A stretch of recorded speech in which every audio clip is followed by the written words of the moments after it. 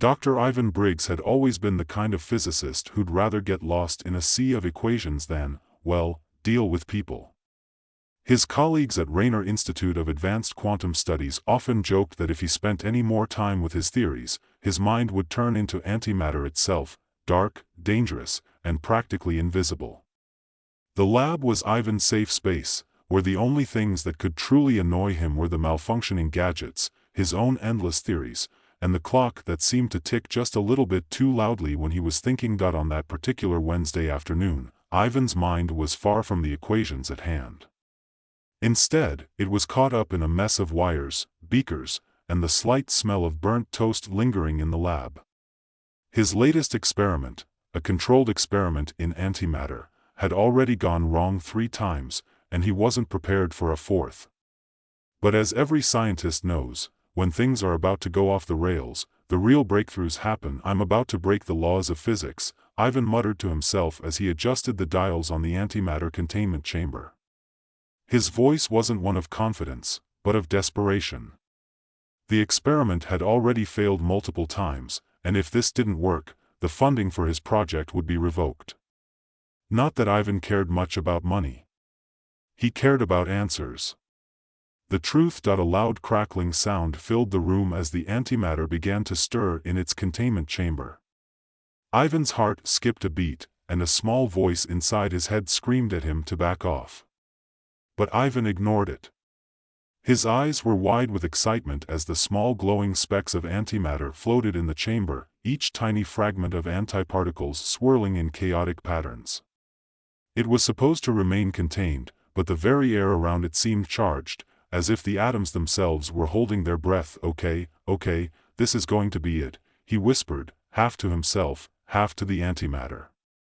He took a slow, calculated breath and began the procedure, carefully increasing the energy levels, making sure the containment field was stable. And then, something completely unexpected happened. The chamber, the whole lab, really shuddered.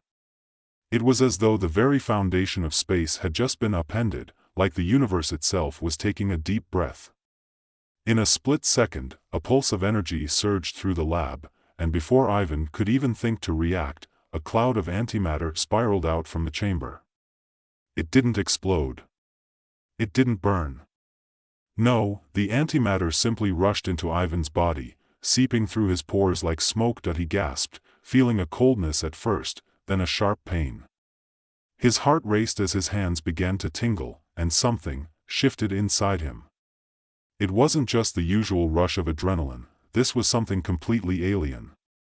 He fell to his knees, clutching his chest, his mind spinning with the impossibility of what was happening. It was too late to stop it now. Ivan woke up some hours later, still sprawled on the cold floor of the lab.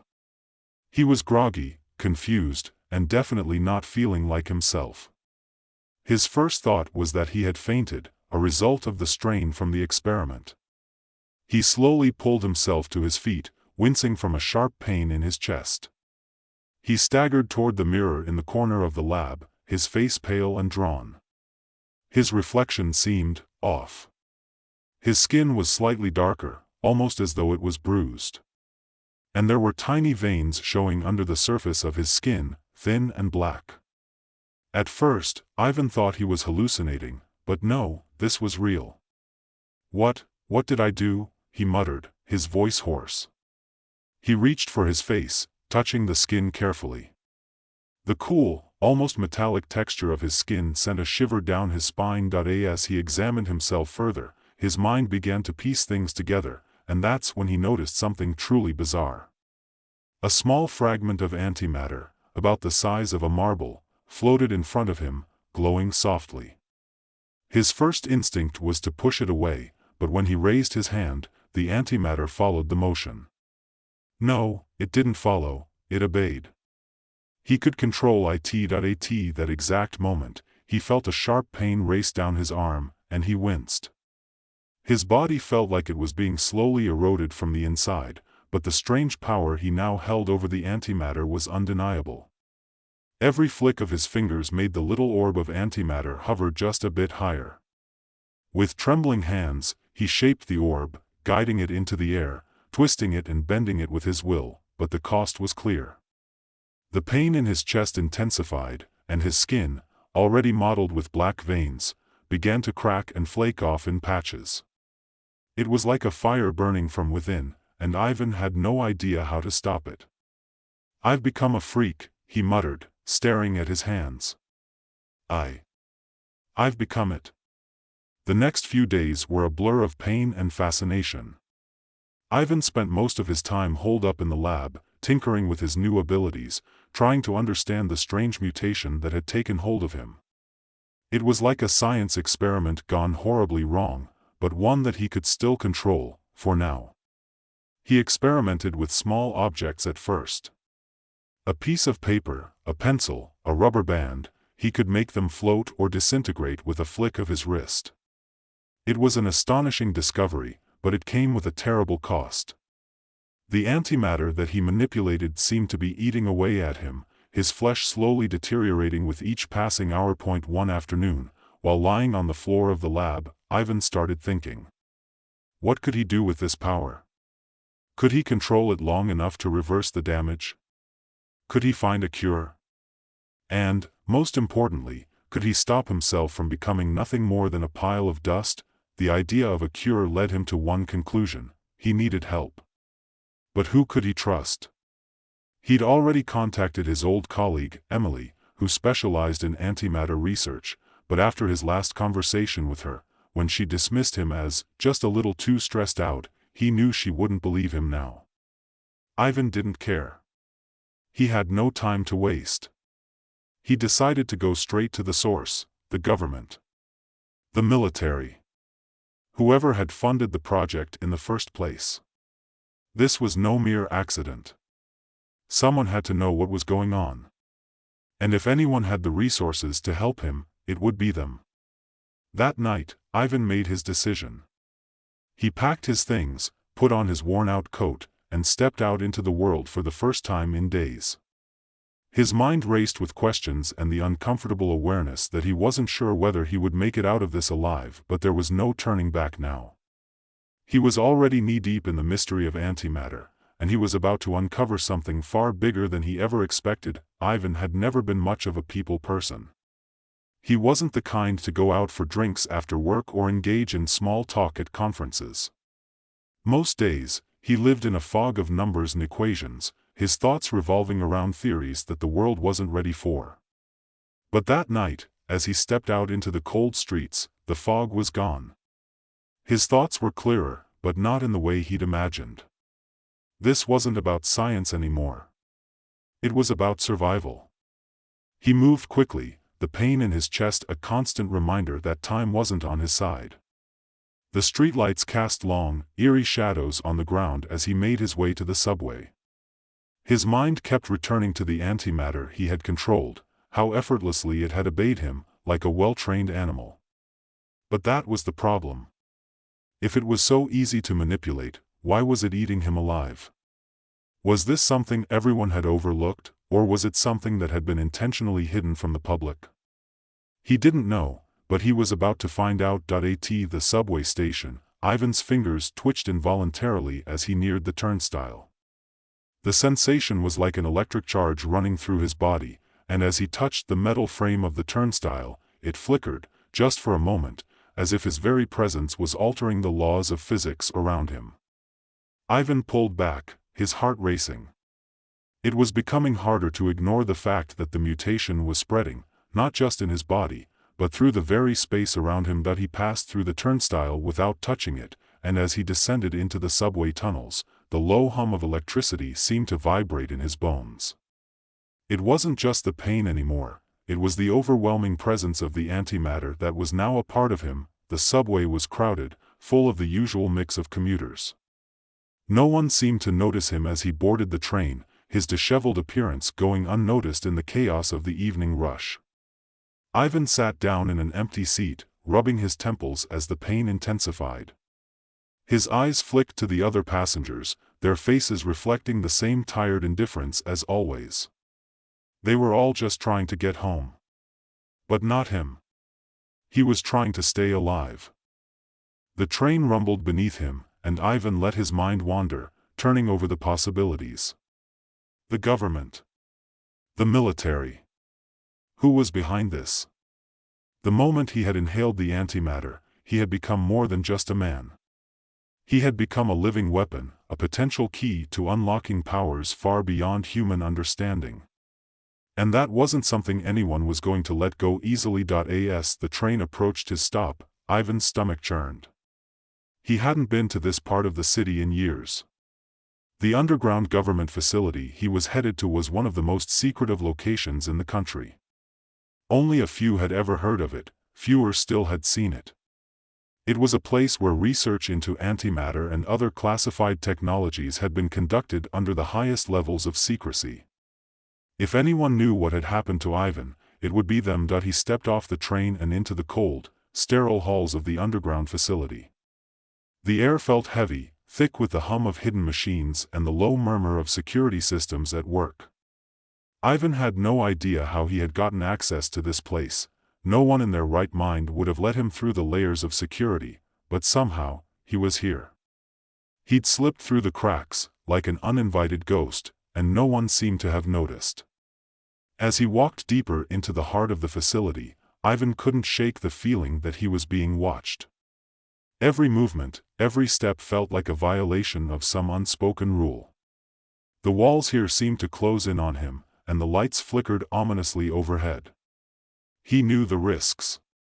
He was an intruder in the most dangerous place imaginable, and if anyone caught him, he would be lucky to make it out alive. But Ivan wasn't thinking about luck.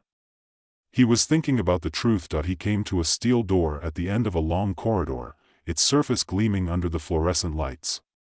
A single guard stood beside it, his uniform crisp, his stance rigid. Ivan hesitated, his heart pounding. He had no plan. No backup. No way of knowing what he was walking into. But he had come too far to turn back now. With a deep breath, Ivan stepped forward, his hand outstretched as if it were moving of its own accord. The guard's eyes flicked toward him, but there was no time to stop. Ivan focused on the antimatter within him, willing it to act, to move in a way that would let him pass undetected. He barely registered the sensation of the air warping around him until the guard's confused expression turned to one of shock.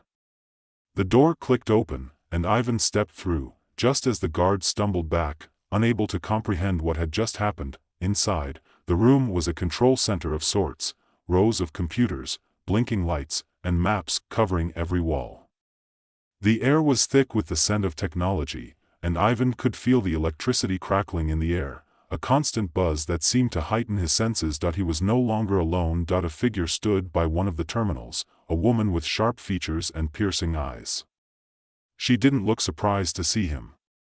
In fact, she looked almost amused. "Dr. Briggs," she said, her voice smooth, almost too calm. "I've been expecting you."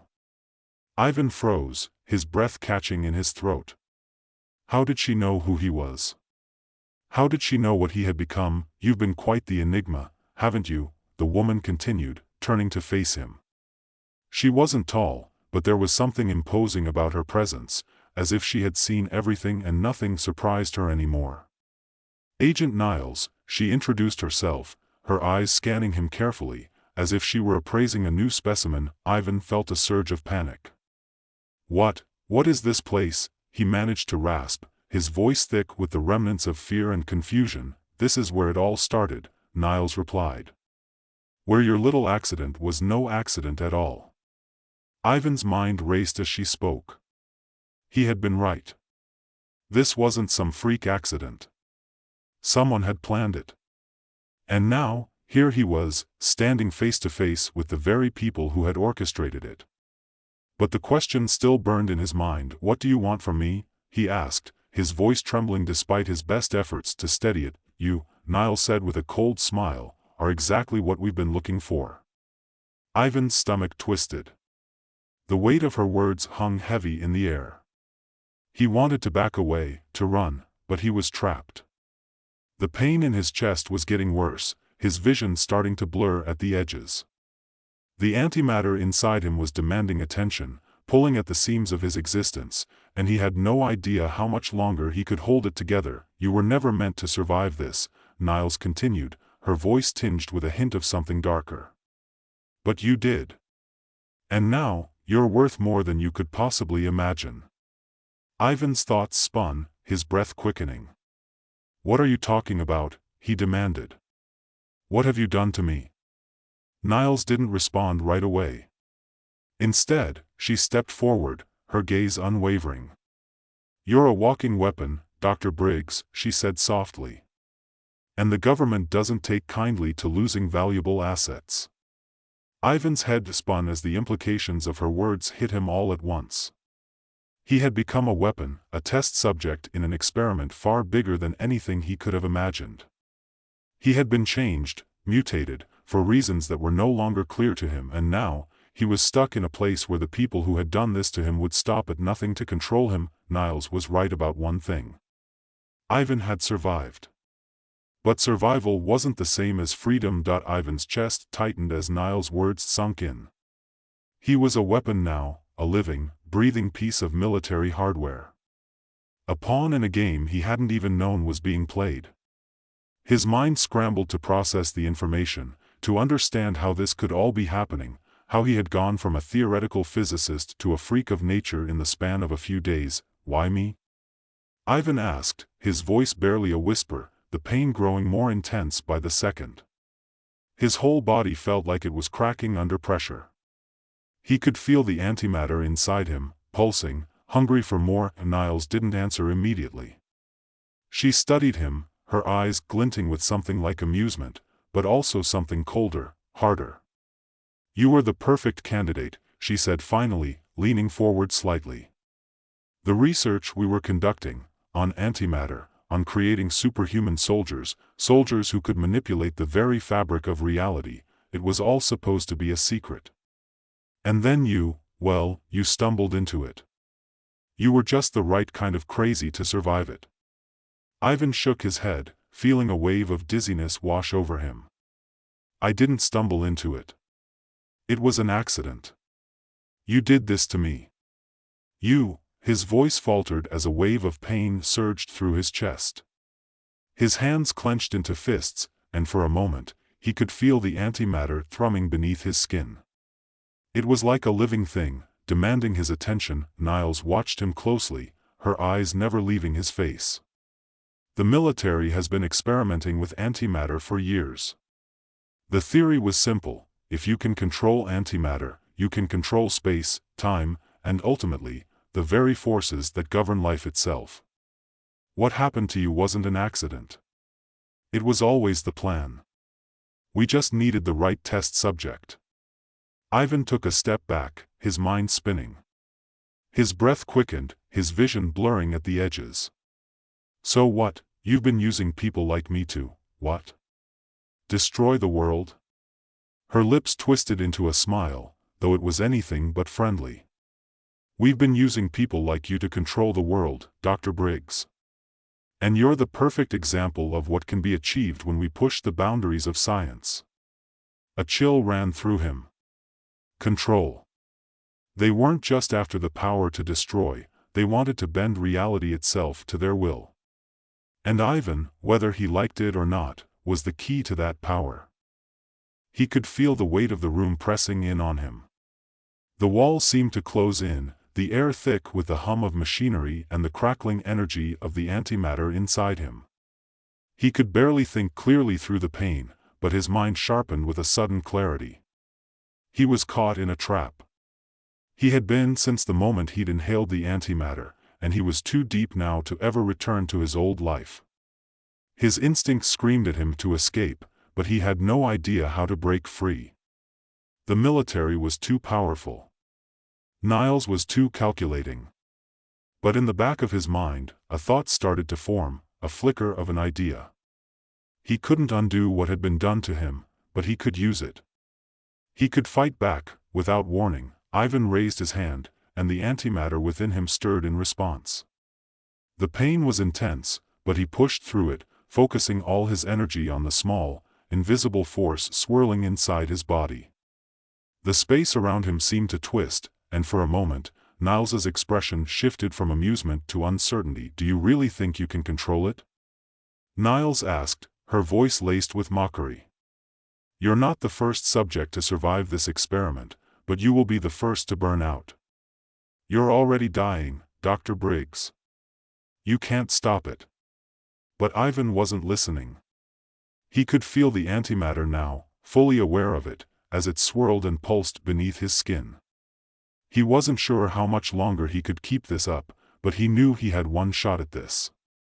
One chance to escape. He closed his eyes, blocking out the pain, focusing on the antimatter in his body, on its power. He could feel the energy coursing through him, and for a brief moment, he had control. The entire room seemed to tremble as Ivan willed the antimatter into action. It spiraled outward, a cloud of invisible energy, warping the air itself. The lights flickered, and the machinery around him groaned in protest, but Ivan didn't stop. He focused all his will into the swirling mass, sending it out, toward the walls of the room, toward the door. The door slammed open, and Ivan staggered toward it, the antimatter swirling around him like an unseen storm. Niles shouted something, but Ivan didn't hear her. He didn't care. He was running on pure instinct now, pushing through the pain, using the antimatter to propel him forward. As he sprinted through the facility's corridors, he could hear the sounds of alarms starting to blare. They were coming for him. They would always come for him. But Ivan didn't care. His body felt like it was on fire, the antimatter inside him pulling at his skin, but he refused to stop. He had to escape. He had to live. The pain was unbearable now. Every step he took, every movement felt like his body was tearing apart. He could feel himself starting to lose control, but the thought of being captured, of being dragged back to that cold, sterile room with Niles, was worse than anything else. He pushed harder. A sudden explosion of energy sent him crashing into a wall, and Ivan gasped, struggling to stay conscious. The room around him seemed to warp and bend, the very air shaking with the energy he was unleashing. His body was starting to give out, but he refused to let go. Not now. He stumbled forward again, his legs barely able to hold him. But then, through the haze of pain and exhaustion, he saw it, an exit. A door at the end of a long hallway. His salvation. With everything he had left, Ivan sprinted toward it, bursting through the door and into the cold night air. For a moment, he just stood there, gasping for breath, his hands trembling as he tried to steady himself. His body was covered in sweat, his skin a sickly shade of black and gray, but he was alive. The antimatter was still inside him, but he had somehow held it at bay. For now, the sirens were louder now, growing closer. Ivan knew he didn't have much time. He was weak. He was dying. But for the first time in days, he had a sense of clarity. He had escaped, and he wasn't going to waste that chance. He took one final, shaky breath, knowing that there was no going back. The truth was out there, and he was going to find it. No matter the cost. Evan White had always prided himself on his quiet existence. By day, he was a scientist, working in a high-tech lab nestled in the heart of the city. His work revolved around a single passion, energy. More specifically, the kind of energy that could change the world. Antimatter, with its near-infinite potential, was his obsession. Yet, in a world that was focused on practical, safe solutions, his research was considered an eccentricity. That suited Evan just fine. He wasn't interested in fame, fortune, or the applause of others. In fact, he rarely left the confines of his lab. But his quiet existence wasn't entirely by choice. He often found it difficult to relate to people, unable to connect with them in any meaningful way.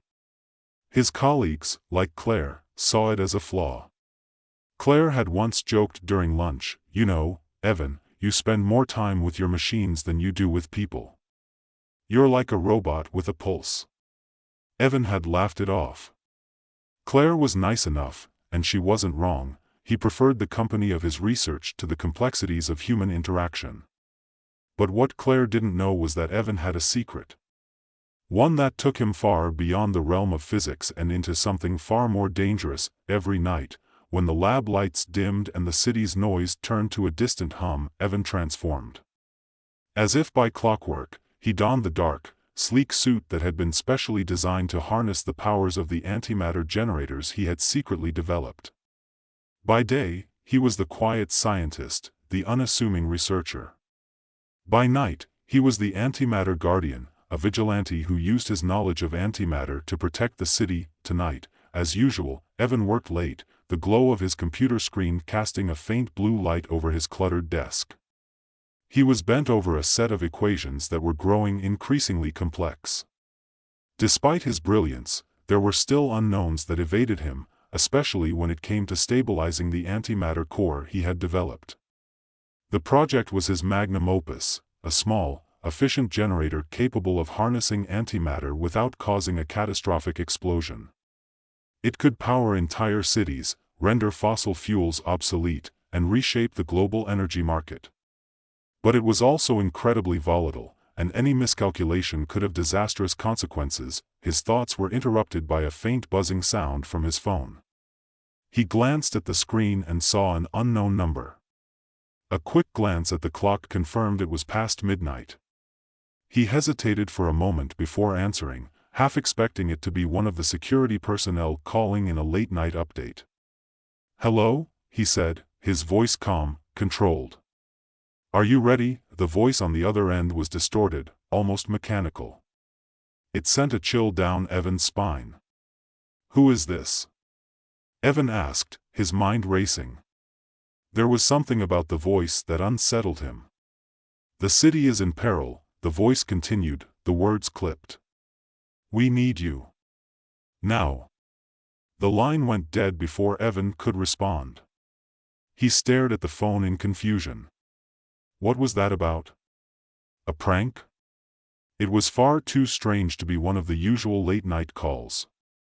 And yet, there was something in the tone that didn't feel like a joke. Shaking his head, Evan placed the phone back on the desk and returned to his equations. He tried to push the unsettling message out of his mind. But then his attention was drawn to the small, inconspicuous device on the other side of the room, the antimatter generator. For years, Evan had kept it hidden. It was a masterpiece of science, designed to harness the energy of antimatter in a stable form. But he had never dared to test it on a larger scale. The calculations were too risky. If he were to activate it fully, it could cause an explosion that would obliterate his entire lab, or worse, the city itself. But that night, something shifted. The earlier message, whoever had called, stirred something in him. He was close. So close to discovering a breakthrough that could change everything.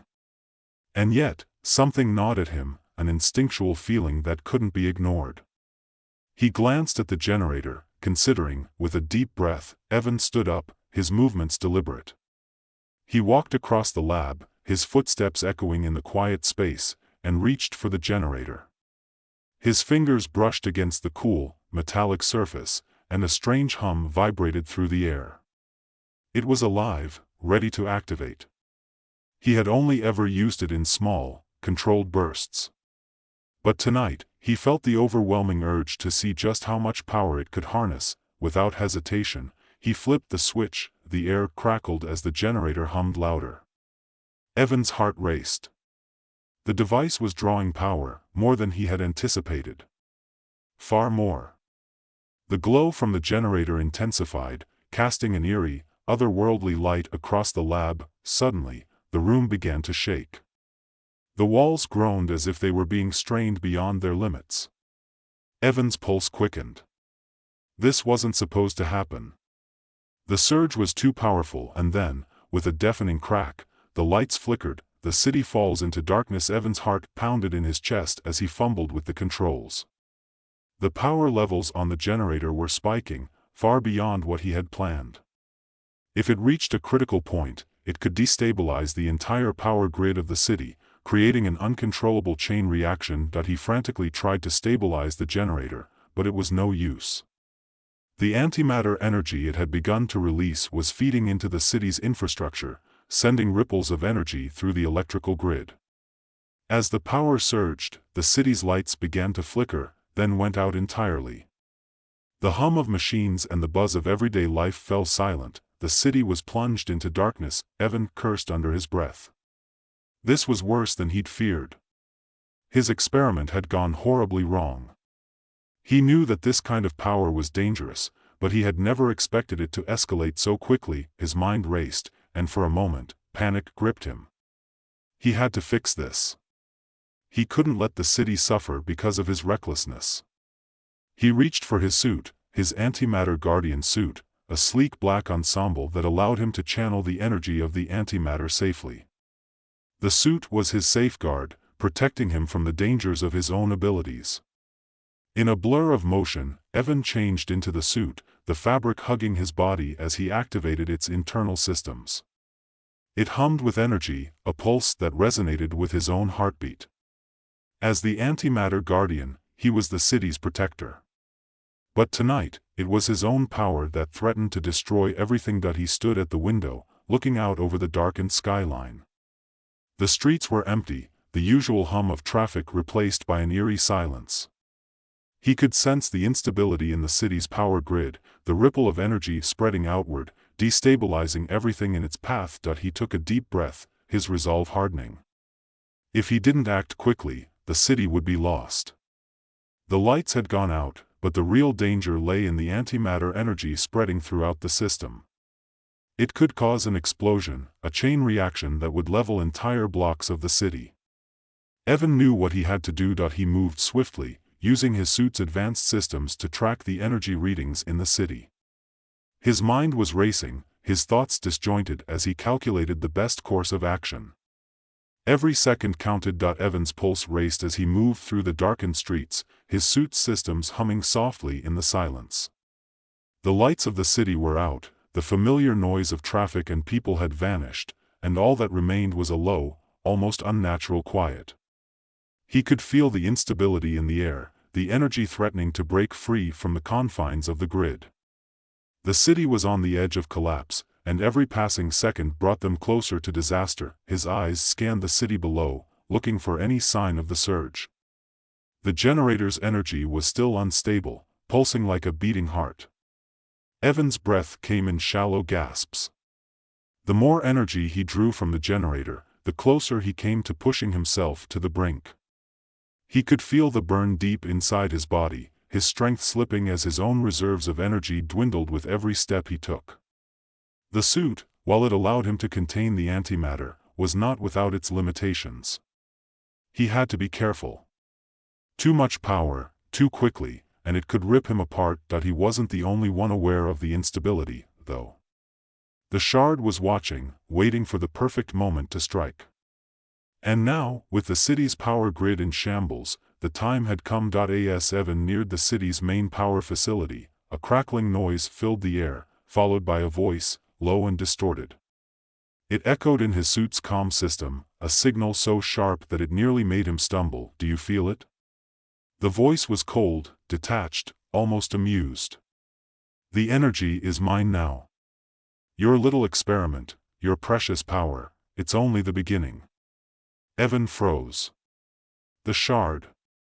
He had heard rumors of this figure, a shadow, a phantom who had been studying energy manipulation for years.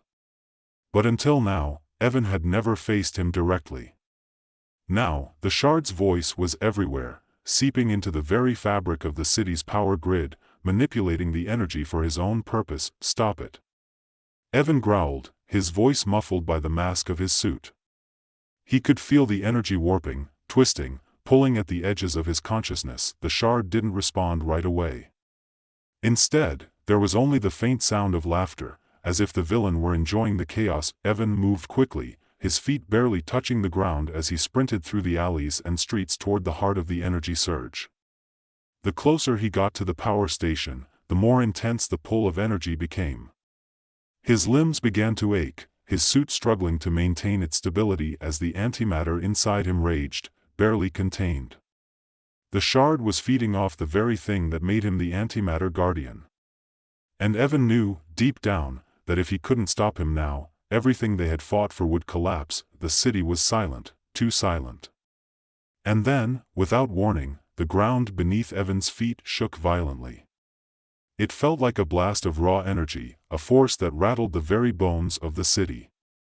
The lights flickered, and then a brilliant flash of blue light erupted in the sky, illuminating the streets for miles. Evan slammed into a nearby building to steady himself, his heart racing.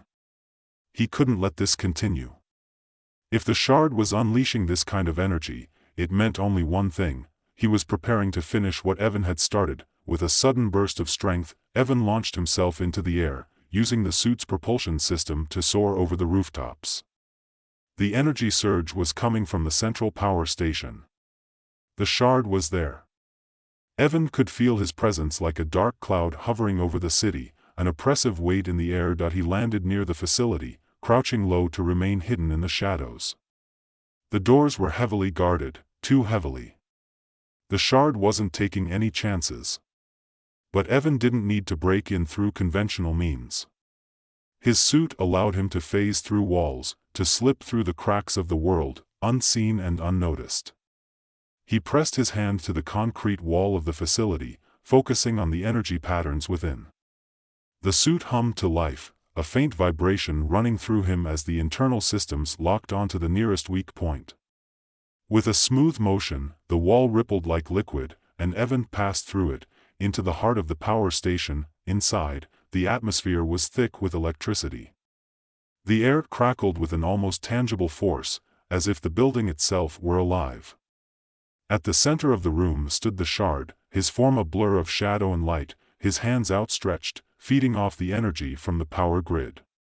Evan, the shard's voice echoed in the chamber, cold and calculating.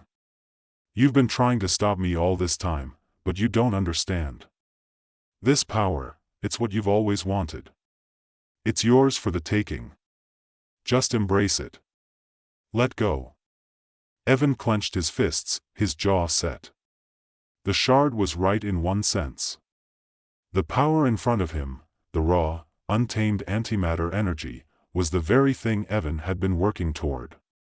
But he could see it now, in the shard's twisted expression, what that kind of power could do to a person. The shard had already lost himself to it.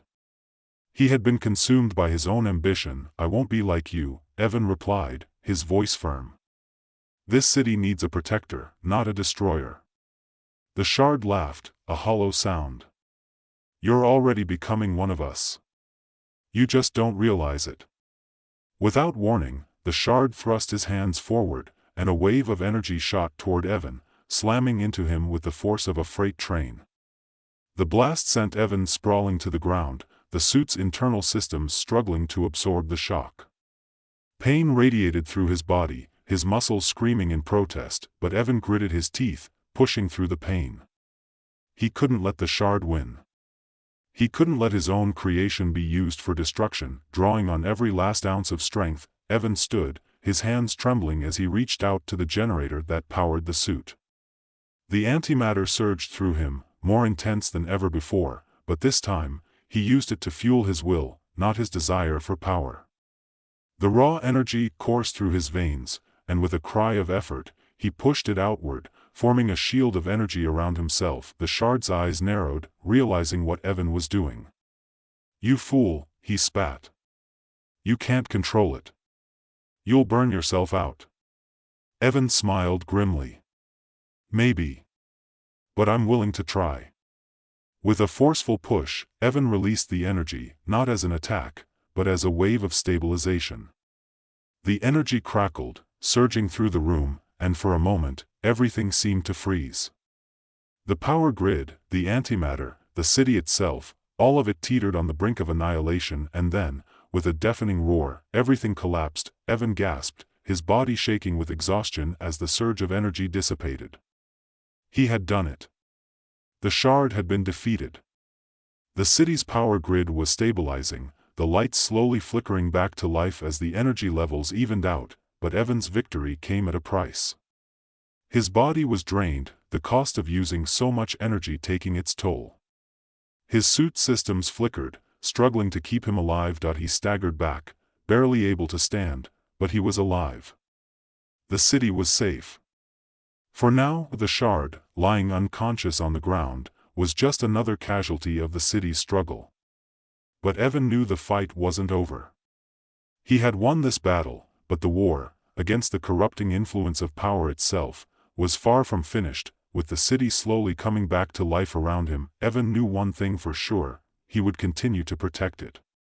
No matter the cost, the city needed its guardian, and Evan White would be there. Evan staggered through the shadows of the power station, his head spinning, heart pounding. The battle with the shard had drained him. His body was barely holding on as the antimatter energy he'd unleashed continued to course through his veins.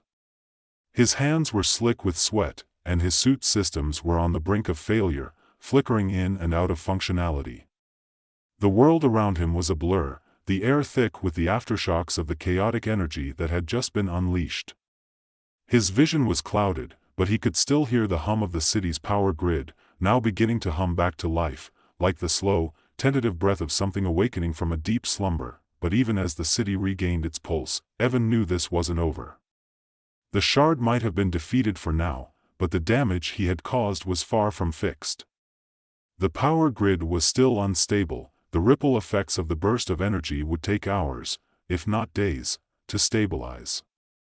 Worse, the cost of using that much antimatter energy had nearly incapacitated him. His entire body felt like it was on fire, each muscle screaming in protest as though they were being torn apart by the very force he had harnessed. He turned to check on the shard, his dark figure lying motionless in the center of the room, and for a moment, Evan's heart clenched. Was it really over? Did he truly defeat him? The shard had been right about one thing: Evan had pushed the boundaries of his own abilities, and for a brief moment, the power had nearly consumed him. What would happen next? How long before the city would need him again? Could he keep doing this? The questions swirled in his mind, an endless stream of doubt. With a weak groan, Evan forced himself to move toward the shard, every step a battle, his body rebelling against the strain. The villain lay motionless, his dark clothing and shadowed form now just another casualty of the power play between them. Evan bent down to check on him, his mind hazy from exhaustion, but his instincts still sharp enough to recognize the danger. The shard's pulse was slow, his breathing faint, but still present. "You're not dead," Evan muttered, almost to himself, as he reached out to adjust the shard's position. The villain's eyes flickered briefly, the pupils dilating in recognition as he struggled to focus. "I won't stay down for long," the shard rasped, his voice hoarse, barely more than a whisper. "You've only delayed the inevitable." Evan shook his head, pushing himself up from the villain's side, his limbs trembling with the effort. "I'll stop you. No matter what it takes." He didn't know if the shard could hear him, but his words were more for himself than anyone else. They were a reminder of why he did what he did, why he'd sacrificed so much to protect this city. The weight of his own body began to take a toll. The sheer amount of energy he'd used had left him in a state of half-consciousness. His suit was barely functional, and he could feel the antimatter within him slowly draining. There was no time to waste. He needed to get out of the station, back to the safety of his lab.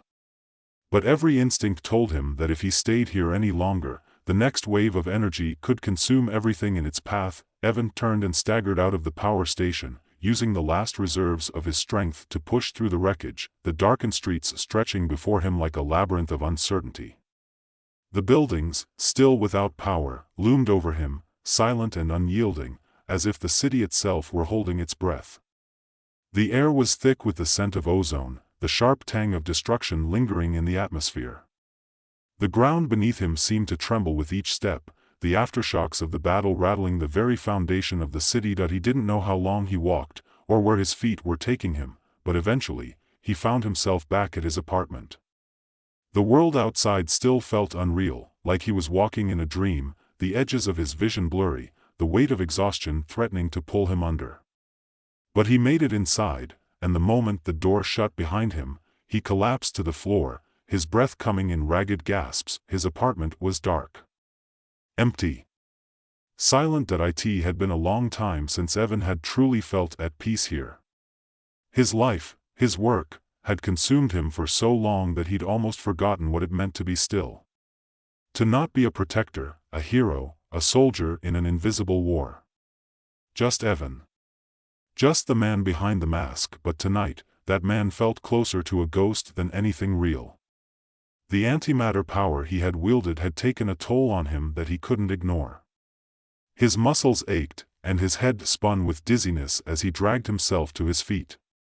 He stumbled toward his bedroom, but when he caught a glimpse of his reflection in the mirror, he stopped dead in his tracks. The man staring back at him was a stranger. The once clean lines of his face were now drawn and hollow, his eyes sunken from the strain of using the antimatter. His skin was pale, and the exhaustion was written in every part of his body. Even his lab coat, once pristine, was now torn and scorched, the seams undone from the battle. "I'm still here," Evan whispered to himself. But for how long? He didn't know the answer. And it was that uncertainty, that brutal realization, that made his stomach twist. He closed his eyes, sinking onto the bed. His fingers brushed against the fabric of the sheets, but all he could feel was the heavy weight of his own decisions. The shard had been stopped, for now, but the truth was, he was only delaying the inevitable. Power like this wasn't meant to be controlled. He knew that. And yet, there was no turning back. His life, his identity, had become intertwined with this force. As he lay there, trying to slow his breathing, trying to ignore the sharp throb of pain in his chest, he heard the faintest sound. A chime from his phone. With a groan, he reached over and picked it up, squinting as he checked the screen. It was a message from Claire. It read simply, "Everything all right? We lost power at the lab. What happened out there?" Evan stared at the message for a long moment. Claire was one of the few people who didn't just see him as a machine, a workhorse, or a superhero. She saw the man beneath it all, the one who longed for something more than just a life of experiments and equations. He typed out a quick reply, "I'll explain later. Just need some rest. I'll be back tomorrow." He hit send, then dropped the phone back on the bed beside him. There was no way he could explain what had happened tonight. How could he? The truth was far too dangerous to share, even with someone like Claire. He wasn't just a scientist anymore. He was something else, something that even he didn't fully understand. But the city needed him. And until that need faded, Evan White would continue to wear the mask, even if it cost him everything. For a moment, there was silence. The world outside still dark, the city beginning to heal, as the first flickers of light began to spread through the skyline. The battle was over for now. But Evan knew better than to think it was truly won. Some wars didn't end, and for the first time, Evan realized that perhaps the battle he'd been fighting wasn't just for the city. It was for himself. The antimatter guardian wasn't just a protector. He was the embodiment of the city's struggle, a constant battle between hope and destruction. And as long as there was a city to protect, Evan would fight, even if it meant losing everything he had left. Evan had always known that the universe didn't care about him. That's what he told himself every morning as he dragged himself out of bed, poured a cup of coffee, and stared at his phone. News outlets reported the usual: war, politics, strange celebrity antics. Nothing ever seemed to change. It wasn't a matter of indifference, it was just that the world moved too fast for someone like him to catch up. Evan wasn't particularly smart, but he had a knack for understanding things in ways most people didn't. It wasn't that he had a genius-level intellect or some special gift, it was just that he could see the world's cracks. That he could always see them. He would sit in his cramped apartment, watching the news on TV, when he'd suddenly get the feeling that something wasn't quite right with the air around him. A shimmer, a flicker, like static on a broken television. The air would ripple, and the space around him would feel thinner. Evan dismissed it, telling himself it was nothing more than a trick of the mind or a misaligned air conditioner. But it wasn't. He just didn't know it yet. One Tuesday morning, after nearly spilling his coffee, again, he rubbed his eyes and stared out the window. The city was its usual chaotic self, cars honking, people rushing around with their heads buried in their phones, and the occasional pigeon squawking loudly as it took off. He grinned wryly. This was his life, mundane, predictable, with just enough variety to keep him from losing his mind entirely. But today was different. A loud cracking noise shattered the monotony of his morning. Avon blinked and turned toward the sound, confused. It came from outside. He crossed the room to his window and peered down at the street below. The usual crowd of pedestrians strolled by, oblivious. Nothing unusual. Then it happened again. This time, it wasn't a noise.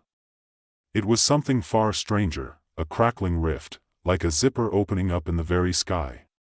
The air shimmered, warped, and then split. A blue light flooded the sky above the city, and for a moment, everything went still. People stopped in their tracks, staring upward. Avon felt his heart race as he watched the rift grow wider. It looked like reality itself was unraveling. A moment later, something came through the rift, something alive. It was a creature, an odd, jellyfish-like being, suspended in midair by nothing but the strange energy that clung to its transparent body. Its skin was a translucent purple, with hundreds of eyes scattered across its form, blinking in time with its soft, melodic hum. The crowd gasped, some screamed, others just froze in place. Avon, his pulse pounding, took a step backward. He could feel the presence of something beyond the creature, something more than what he could see. He knew, deep down, that this was no illusion. Without thinking, he ran out of his apartment, down the stairs, and into the street. People were scattering, but Avon stood frozen in place, his eyes locked on the rift. He didn't know why, but something told him he had to be there. This was his moment. A voice, sharp and jagged, like the screech of static on a radio, buzzed in his head. It wasn't a thought. It wasn't a memory. It was communication. You. You are the one. The one who will bridge the worlds. Avon flinched, looking around frantically. No one else seemed to be reacting. The voice was his alone. He blinked rapidly and shook his head. What the hell is going on? The jellyfish-like creature hovered closer, its many eyes fixing on him. The static voice returned, this time clearer, more urgent. You have the ability. The rift will expand if you do not close it. You must stabilize the passage between the worlds, or they will collapse into one another. Wait, Avon sputtered, feeling the blood drain from his face. What are you talking about? I'm just a regular guy. The creature didn't respond immediately. Instead, it pulsed, and the air around him seemed to bend. Then, the voice spoke again, softer this time, almost coaxing. You can see the cracks. You can control them. Use your ability to close them, before everything is destroyed. Before Avon could respond, the creature disappeared into the rift, vanishing without a trace. What the hell? Avon muttered to himself, taking a step back. His thoughts were swirling in confusion, but there was something undeniable in the message. He had to do something. But what? He looked at the crowd around him. No one seemed to be reacting the way he was. People were either running in fear or simply staring, their expressions blank, as if they didn't even see the rift. It was as if the universe had cracked open, and no one had noticed except for him. A deep sense of dread settled in his chest, but there was something else too, a sense of urgency. He had to figure this out. But how? The rest of the day passed in a blur. The rift remained, casting a strange glow over the city, but it wasn't the only thing that Avon had to worry about.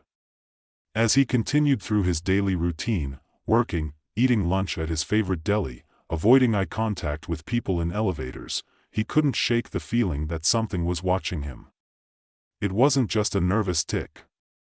It was like every part of him was attuned to the reality around him, sensing shifts in the world that he couldn't explain. That night, as he lay in bed, Avon's mind raced. Could he really control the rift? Could he close it? Was there something inside him that was different, something that gave him the power to affect the universe itself? Sleep came uneasily, filled with fragmented dreams of cracks, alien creatures, and endless blue light. He awoke with a start in the middle of the night, drenched in sweat. It was then that he felt it. A small ripple in the air, right above his bed. He sat up immediately, heart pounding. It was happening again.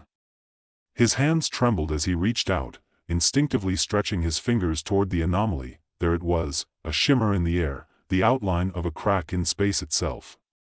And without thinking, Avon reached out and touched it. The world exploded into light, the crack in space exploded with a burst of energy, and Avon's heart nearly stopped. It was unlike anything he'd ever felt, like reality itself was being yanked from his grasp. For a split second, he felt his body stretch and compress at the same time, and then the world around him collapsed into nothingness. But it wasn't quite nothing that he opened his eyes, but the room around him didn't look right. It was darker, colder. The air smelled faintly of ozone and burnt metal, and there was a strange hum that resonated in the back of his mind, like the sound of distant voices murmuring in a forgotten tongue. The walls of his apartment were still there, but they appeared warped, stretched, as though they'd been pulled out of shape by some unseen force. Avon didn't have time to process what had happened. There was no time to consider what it meant to slip between worlds. His instincts took over. He needed to close the rift. He needed to stop this before everything fell apart. The static voice that had spoken to him earlier echoed in his mind again. You have the ability. The rift will expand if you do not close it. His breath quickened. He looked at his hands, still trembling, but they felt different, like there was something more to them now. The air around him shifted again, as though the very fabric of reality was unstable. He stepped forward, and his foot caught on something real. He reached down, his fingers brushing against a strange, metallic surface that wasn't there before. The ground beneath him buckled. His apartment floor warped, and a massive crack tore open the room. Another rift, bigger this time, like the hole in the sky outside. He could hear things moving on the other side, alien, monstrous. His pulse raced, but he couldn't stop now that he reached out, his fingers brushing the crack. It felt warm against his skin, like a current of electricity running through his veins. Avon's body responded instinctively, like it knew what to do. He pushed harder, focusing on the rift in front of him. There was something inside him, a raw, primal energy that surged to the surface as if this moment was exactly what he'd been waiting for, but it came with a price that he could feel his muscles burn, his joints ache, as though the rift was slowly pulling him apart. Every time he touched the crack, it felt like his very being was being stretched thin, his energy siphoned away. He gritted his teeth, willing himself to ignore the pain. Then he heard a voice again, this time much clearer, much closer. You're doing it wrong. Avon froze. He turned to see a figure standing in the shadows of his warped apartment, tall and imposing. It wasn't human, not exactly. The creature's body was covered in scales that shifted and flickered, glowing faintly with the same blue light that emanated from the rift. Its eyes, two large, black orbs, were fixed on him, watching him carefully, almost curiously. What do you mean, wrong? Avon managed to say, his voice shaky. The creature stepped forward, moving fluidly as if it wasn't entirely bound by the laws of space or time. It tilted its head, its voice low and dissonant. You cannot simply close the rift. You must understand it. You must understand why it's there. Why it's there. Avon repeated, his mind struggling to keep up. How do you, what do you? The creature let out a sound that might have been a laugh, though it was distorted by the crackling hum of the rift itself. I can see it in your eyes, human. You're just like the others. You think you can fix everything with a snap of your fingers. But there are consequences to this power. Do you really think you can wield it without paying a price? Avon swallowed hard. He didn't know what to say. The voice had been right, the rift wasn't just something that could be closed. There was something deeper here, something much bigger than him. The rift wasn't just a tear in space. It was a bridge, a passageway, to something else. The creature's gaze softened slightly, and for the first time, Avon could almost feel pity in the way it regarded him. You're not the first to try, you know, it said. But you are the first to come this far. They've all failed before you. Those like you who have tried to close the cracks. But they couldn't hold on, not for long. And now, the rift is growing. It cannot be stopped. Avon's head spun. His breath was shallow, and his pulse thudded in his ears. Then what am I supposed to do? The creature reached out, its hand long and thin, each clawed finger tipped with a shimmering, otherworldly light. You must embrace it, human. You must merge with it. Only then can you close the rift, for good. Avon's stomach churned. Merge with it? His voice cracked. What do you mean? I can't just become part of the rift. The creature's eyes gleamed. You already are. You've always been. But you've never understood it before. You've always been able to sense the cracks, the tears in reality. They've always been a part of you. But now, the power has chosen you. The rift has opened because of you. Avon stared at the creature, trying to process the words. Could it be true? Had this ability always been inside him? Had it been there, buried deep within, waiting for the rift to open? A cold shiver ran down his spine. His body felt weaker by the second. He knew the price was coming. It always did. The more you use the power, the creature said, its voice growing quieter, the more it will consume you. The rift doesn't just tear apart space. It tears apart everything. You'll lose more than your body, human. You'll lose your soul. Avon took a deep breath, the words hanging in the air. But there was no going back now. The rift was still open. The pressure from the other side was unbearable. He had no choice but to follow through. Tell me what to do, Avon said, his voice steady despite the fear gnawing at his insides. The creature nodded, a slight approval in its alien eyes. You'll need to use the full extent of your power. It won't be easy. It'll hurt. But if you do this right, you'll stabilize the rift, for good. And with that, the creature vanished, leaving Avon standing alone in the crumbling remains of his apartment, with the rift looming before him like a chasm of darkness. He stepped forward, his heart pounding in his chest, feeling the weight of the universe itself pushing against him. He stretched his fingers toward the crack once more. The energy surged again, this time more intense, more violent. His body trembled, his skin burned, but he pushed through it. The rift was alive now. It was pulling at him, feeding on his strength, his life force. He screamed, but the sound was lost in the deafening hum of the energy around him, and then, everything went still. For one moment, everything was quiet. The pain, the pressure, everything ceased. Avon's eyes flickered open. The rift was closing. Slowly, painfully, it was sealing itself. But as it did, he felt something else. Something deeper. His body, his mind, they were coming apart. The rift was closing. But Avon wasn't sure if he would survive the process. He didn't know if he'd ever wake up again. And just as everything went dark, he realized something else, too. He had saved the world. But at what cost? Avon's mind was a blur of thoughts and sensations as he floated in the void between worlds. Time, space, and reality had all melted into a single, unrecognizable stream. It was as if he was suspended in nothingness, no light, no sound, no shape. His body felt distant, as if it belonged to someone else entirely. There was only the endless hum of the rift, like a distant storm that never quite hit the horizon. Then, slowly, the silence cracked. Avon's eyelids fluttered open, and the first thing he saw was bright, blinding light. He instinctively raised his arm to shield his eyes, but the moment he did, the light dimmed to a soft glow, revealing a strange, alien landscape around him. He was standing on solid ground, though it wasn't the floor of his apartment.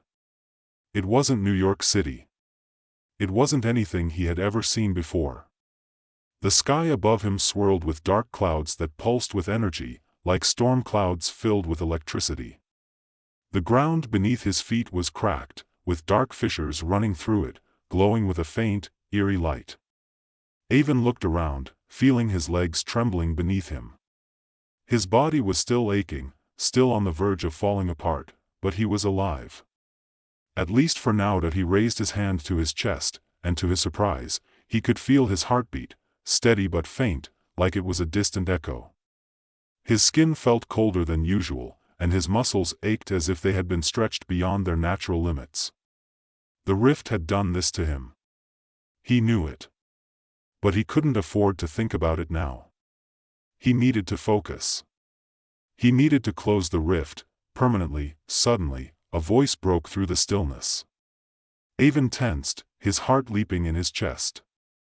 But this wasn't the voice of the creature he had encountered earlier.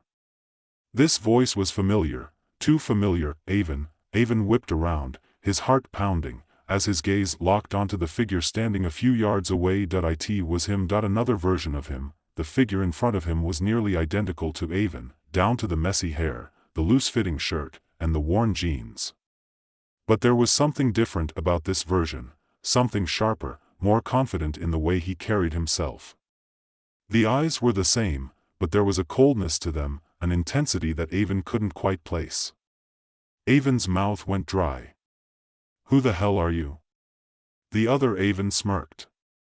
"You already know me. Or, at least, you will. In another life." Avon narrowed his eyes. "What do you mean?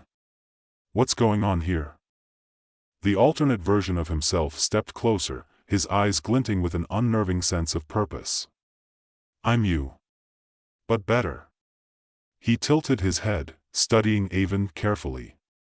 "The rift has brought us together, hasn't it? I've been watching you for a while now. You're struggling with this power, aren't you?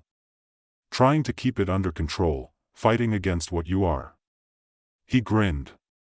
"But I've learned to embrace it. And that's why I'm the one who'll be able to fix things." Avon felt his blood run cold.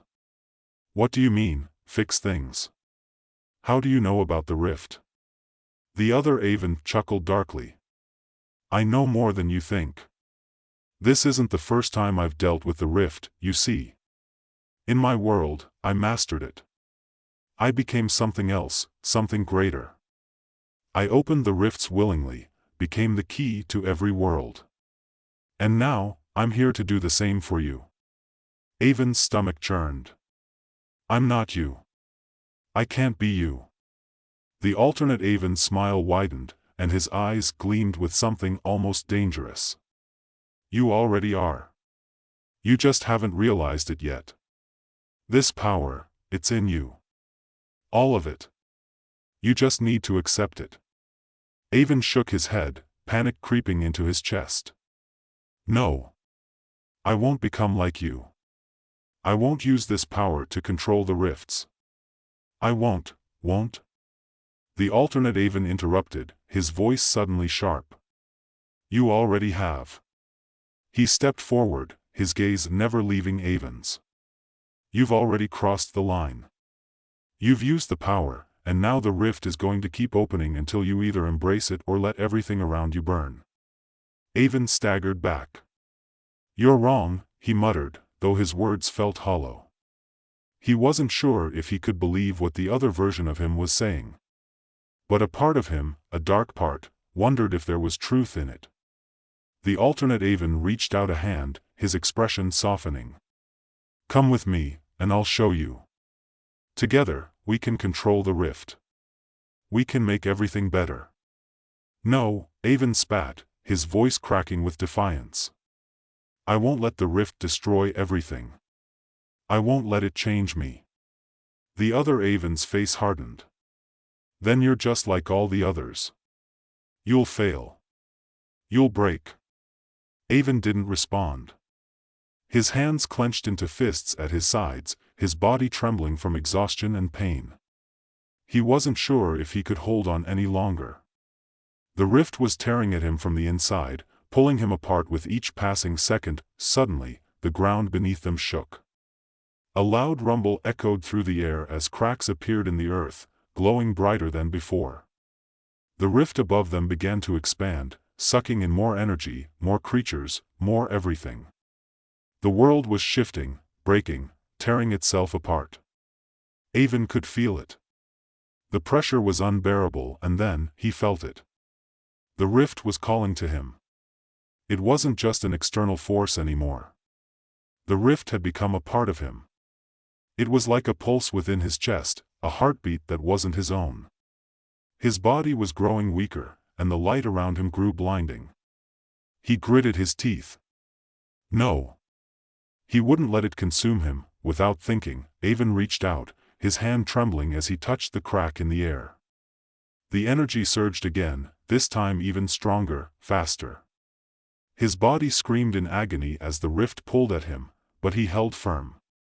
He could feel the power surging through his veins, twisting and warping everything inside him, but then, the voice of the alternate Avon echoed in his mind, a final warning: you can't stop it. Not alone. Avon's vision blurred, his thoughts spiraling as the world around him fractured. But just as it seemed like he was about to be torn apart, something inside him shifted. A final surge of energy exploded from him, and for a split second, the rift halted. The pressure, the pain, the darkness, they all stopped. Avon collapsed to his knees, gasping for air, feeling his body, his mind, start to crack and break. The rift was still there, still open, but it was no longer pulling at him. For the first time, he felt a moment of clarity. He wasn't just closing the rift. He was choosing to stop it. He was choosing to break the cycle, to separate himself from the power that had tried to consume him. But it wasn't easy. Every part of him screamed in protest. The rift wanted him. It needed him. But he wouldn't give in. With the last of his strength, Avon pushed the rift closed, forcing the energy back into itself. He could feel the tension in the air snap, like a string being cut. The rift closed with a final crack, and the world went silent. Avon collapsed to the ground, his body trembling, his mind in pieces. The pain was overwhelming, but in the distance, he could see the light of dawn breaking through the clouds. The rift was gone, but as the darkness finally lifted, Avon realized something: that he was not the same. He never would be, and that was the price of saving the world. Avon woke to the sound of metal scraping against metal. His eyelids fluttered, heavy with the weight of sedation. The air smelled sterile, sharp, like ozone, with a hint of burnt plastic. As his senses sharpened, panic kicked in. His hands were bound, arms locked to the back of a cold, metallic chair. His legs were spread wide, shackled to the floor. The last thing he remembered was the dull thud of a tranquilizer dart embedding into his neck, and then darkness. The light above him flickered, an eerie hum filling the room as his head swam. He wasn't sure how long he'd been out, but it felt like hours, or days. Slowly, Avon's vision cleared, and he realized that the room he was in was nothing like a typical holding cell. It looked like something out of a cheap science fiction movie, all flashing neon lights and hovering, holographic interfaces. There was no furniture, no windows, only walls of shifting, iridescent light that made everything seem both alive and artificial. He strained against the bonds that held him to the chair, flexing his muscles, but his limbs felt heavy, sluggish. They'd drugged him, of course. He tried to remember the last thing he'd done before he woke up here. He'd been living a quiet life, trying to forget the dark past that had followed him like a shadow. But then, somehow, it all went wrong. A black van, the knockout dart, and now, this. The sound of footsteps approached, and Avon's body tensed instinctively. It was time to play his first card. The door slid open, and a figure entered, but not just any figure. This one was unnervingly calm, walking as if the world was made for their amusement. A tall woman, sharp eyes, dark hair tied back in a severe bun. She was dressed in sleek black armor, the kind that seemed far too stylish for practicality, but it worked. It was clear she was someone who commanded attention. Avon's heart skipped a beat.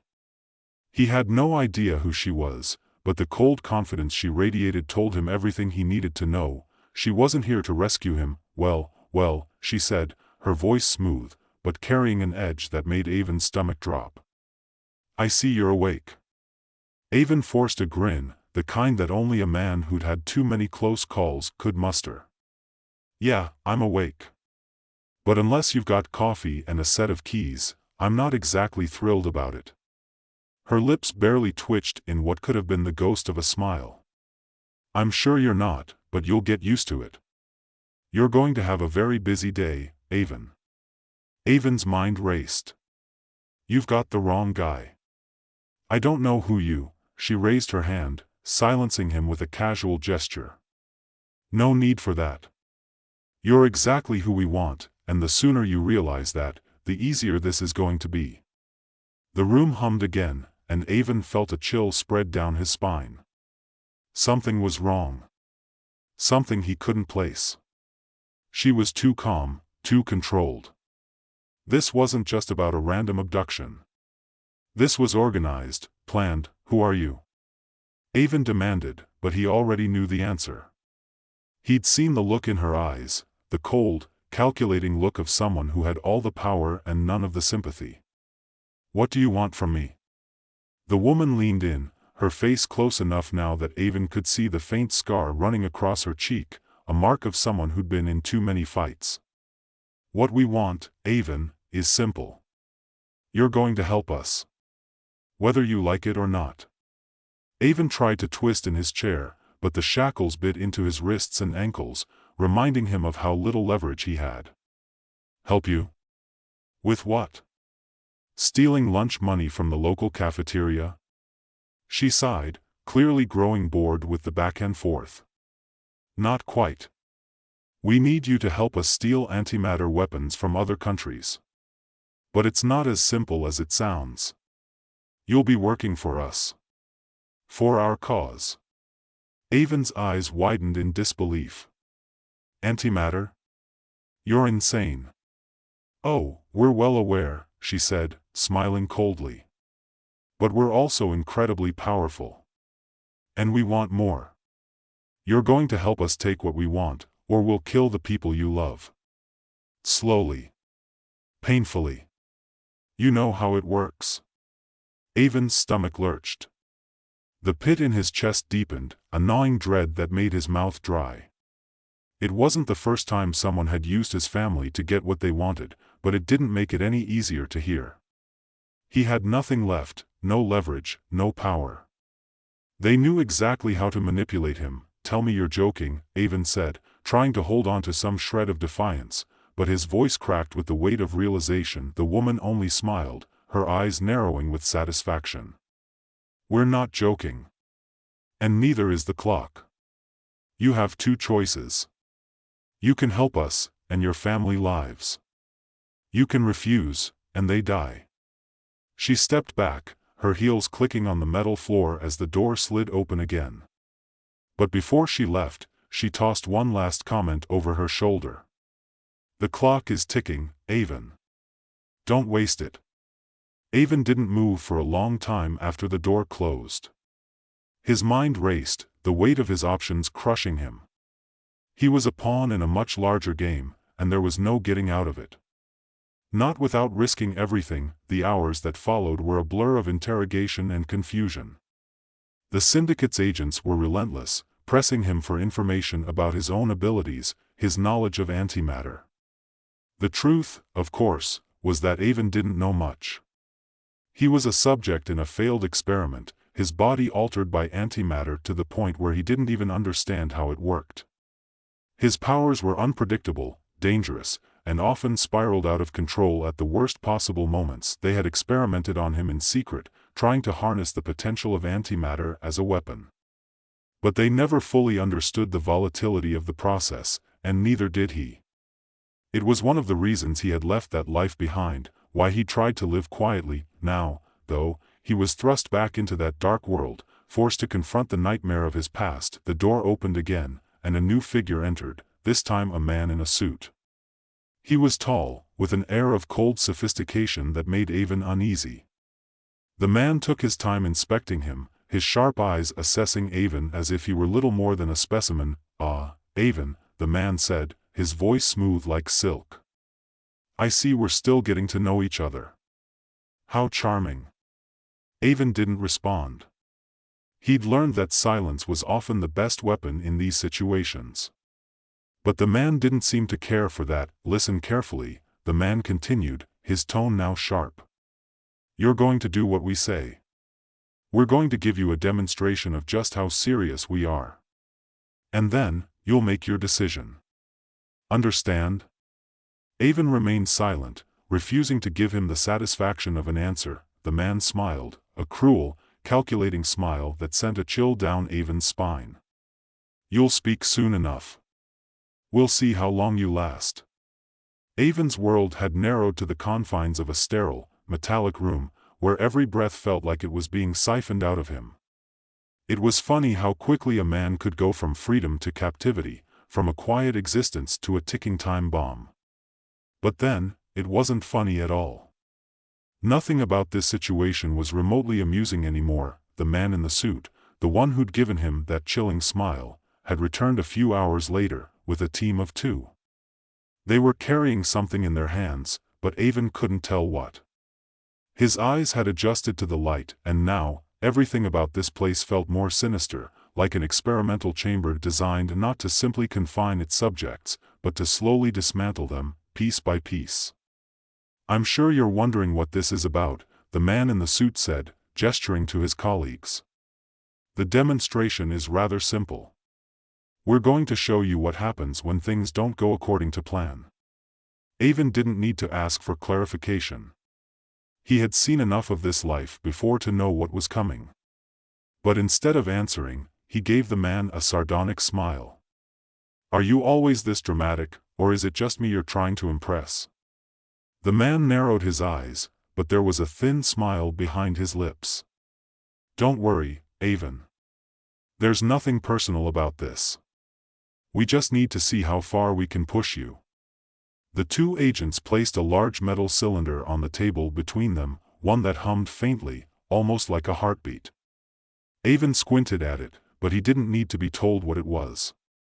He could already feel the surge of energy in the air, the same cold, unnatural energy that made his skin prickle with an uneasy recognition. Antimatter. The stuff that made the universe unstable, and that was now in the palm of their hands. Is that what I think it is? Avon asked, his voice low. It's not as volatile as you might think, the man said. But it's more than enough to remind you what we can do. One of the agents pressed a button on the side of the cylinder, and the air around them shimmered. A faint crackling sound filled the space, and the room seemed to vibrate with a low hum, like the earth itself was resisting the presence of the antimatter. Let me guess, Avon said dryly. You've got some kind of kill switch ready for when things go sideways? The man smirked, clearly enjoying the banter. You could say that. But the real kill switch is you, Avon. You're the one who's going to help us harness this power. You're the key to everything. You just need to cooperate. If you don't, things can get messy. Avon's gaze flicked to the cylinder. He knew the power it held. Even a speck of antimatter could cause a chain reaction that could obliterate everything in its vicinity. But it wasn't just the antimatter that unnerved him. It was the casual way these people were playing with it. They didn't understand it, not really, not in the way he did, or in the way he feared he might. Avon didn't want to be here. He didn't want to be part of this world of manipulation and death. But he had no choice. His family was still out there, held hostage by the same people who now held him. He could practically feel the weight of their lives hanging over him like an anchor. If he didn't play along, they were as good as dead. The man in the suit seemed to notice the shift in Avon's expression. Don't think for a second you have any leverage here, he said. You're not the one making the decisions. You're the one we'll use. Now, let's see how well you do under pressure. With a smooth motion, the agent who'd been holding the cylinder dropped it to the floor. The impact didn't look violent, but the effect was immediate. The hum of the room grew louder, the energy building in waves, as if the walls themselves were reacting to the unstable energy now in play. For a second, everything seemed still, suspended in a moment of tension. Then, the lights flickered, and the entire room seemed to fold in on itself. Avon's breath caught in his chest. What the hell? The agent's smile didn't fade, even as he stepped back. Just a small test, Avon. Nothing to worry about. But the warning was too late. The room began to shake, violently at first, then more controlled. The energy in the air felt palpable, a pressure that pressed down on Avon's chest. He could feel the antimatter's influence pulling at his own unstable power, twisting it like a knot of wire. His vision blurred, his pulse quickening as the air became thick with the hum of energy. I can't hold it, he gasped, his voice trembling despite his best effort to keep his composure. Oh, but you will, the man said. You see, this is where you come in. We don't need you to control it fully, not yet. But we need you to learn how. We'll push you, Avon. Until you break. But Avon wasn't sure it was his power that was breaking. It felt like the antimatter itself was pushing back against him, pulling at something deep inside him. It wasn't just a test anymore. This was a battle, one he wasn't sure he could win. His mind raced, trying to think of an escape plan, any way out of this spiraling nightmare. But all he could hear now was the pressure building, the hum becoming a deafening roar. You're running out of time, the man said, his voice almost drowned out by the sound of the distortion. Either you cooperate, or this ends. For a moment, Avon thought he might actually explode, his body overwhelmed by the forces tearing at him from the inside. But then something inside him snapped. He wasn't going to go down like this, not like some lab rat, helpless and at the mercy of these maniacs. His hand, still shackled to the chair, twitched as an unfamiliar sensation gripped him. A sudden, sharp awareness of his own power. The energy in his veins, chaotic and dangerous as it was, could be harnessed, controlled if only for a moment. A brief, fragile moment, and that moment was now. With a guttural cry, Avon forced his hand to move, flexing his fingers until the shackles began to rattle and hum under the strain. He could feel his own power colliding with the antimatter in the room, a violent, crackling surge of energy, but for the first time since he'd been injected with the stuff, it felt manageable. For a fleeting instant, he felt in control. Then, the room erupted in light. The explosion of energy was deafening, a blinding flash that sent everyone in the room scrambling for cover. The force of the blast shattered the floor beneath Avon's feet, throwing him from the chair and slamming him hard into the wall. His head rang, his body ached, but for a fleeting moment, the chaos was a welcome relief. He had broken free. At least for now. He tried to push himself up, but his limbs were sluggish, the aftermath of the explosion leaving him dizzy. Through the haze, he saw the suit-clad man and his agent scrambling to contain the damage, their movements frantic as they worked to regain control of the situation. You fool, the man shouted, his voice harsh with fury. You had one job. But Avon didn't have time to care about their anger. His own power was still unstable, still volatile, but it was his to command, at least for now. He knew this was his chance, his only shot at getting out of here. But there was no time to waste. He staggered toward the door, the metal creaking under the strain as he used every ounce of his strength to keep moving. Behind him, the room was a disaster, smoke and sparks filling the air, the antimatter cylinder smoking faintly on the floor, but he wasn't safe yet. Not by a long shot. He made it down the hall before the first guard caught up with him. The man lunged, but Avon was faster, spinning on his heel and throwing a burst of antimatter at the guard. The energy crackled through the air, slamming into the guard and sending him sprawling to the floor, unconscious. Avon didn't stop to check if the man was alive. He didn't care. Every step was a race against time. He could feel the walls closing in around him, the weight of the syndicate's threat hanging over him like a dark cloud. His family, his only remaining tether to the world he once knew, was still out there, and they were depending on him to get out. But how much longer could he survive in this hellish place? He didn't know.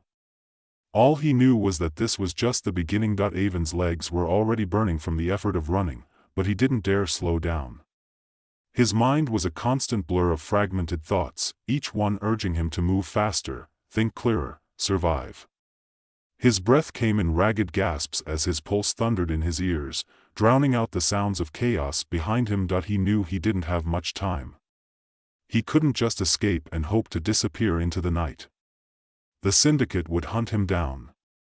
They would find him. They always did, but the adrenaline gave him a fleeting sense of purpose, the kind that could carry a man through hell and back. The dark hallway twisted and turned, a labyrinth of cold steel and flashing lights. Every step he took felt like he was peeling away a layer of his former self, shedding the man who had been too afraid to fight back, too scared to use the dangerous power that was now coursing through his veins. The door ahead was heavy, reinforced. No surprise there. It was the kind of door built to keep people in, not out. But Avon didn't hesitate. He didn't have the luxury of second-guessing himself anymore. His hand, slick with sweat, gripped the cold metal handle. The moment he pushed the door open, a flood of bright, artificial light bathed him in its sterile glow. But it wasn't the light that caught his attention. It was the two guards standing just inside. Avon's heart skipped a beat, but his body was already in motion before his mind could process the danger. He had learned something in the last few days, something essential: never stop moving, never hesitate. The guards barely had time to register his presence before Avon unleashed a burst of raw energy from his palm, an unstable shockwave that slammed into both men with terrifying force. They were thrown backward, crashing into the walls, knocked unconscious by the sheer intensity of the blast. He didn't stop to check if they were alive. He didn't care. The clock was ticking, and every second mattered. Avon darted into the room, his eyes quickly scanning for anything useful.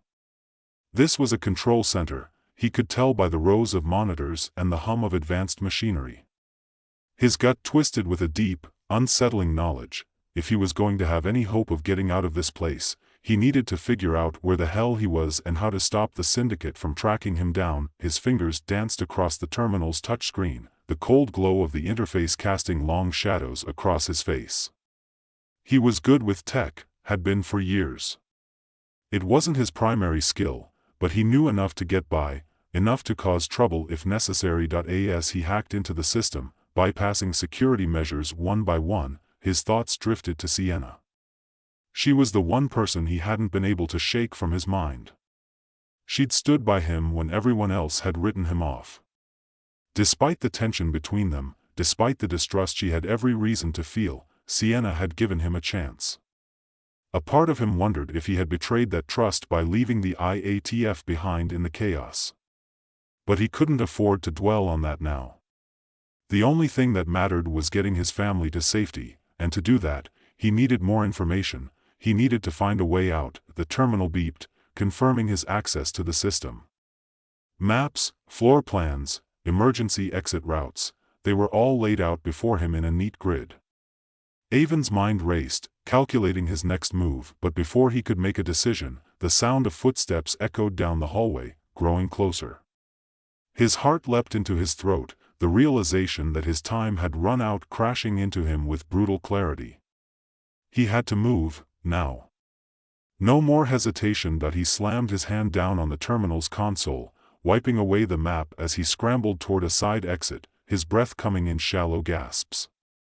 He could hear the voices of the guards approaching, their footsteps growing louder, each step a reminder of how little time he had left. The door to the side exit opened with a hiss, and Avon burst into a narrow corridor. It was quieter here, less likely to be patrolled, but it was also a dead end. Avon cursed under his breath as he scanned the area, trying to make sense of his surroundings. His instincts told him to keep moving, but without a clear direction, he was running blind. The hallway split in two directions, one leading to a set of heavy, reinforced doors, the other to a smaller maintenance hatch in the wall. The hatch was his only real option. He was quick, he had to be. His hands shook slightly as he worked to open the hatch, but within seconds, he was inside. The small, cramped space felt suffocating, but Avon didn't waste time complaining. There was no time to second-guess his decisions now. He twisted and turned through the narrow maintenance tunnels, his heart hammering against his ribs. The walls seemed to close in on him, the air stale and thick with the scent of dust. It was claustrophobic, the kind of place where escape seemed impossible. But he had no choice. There was no way back.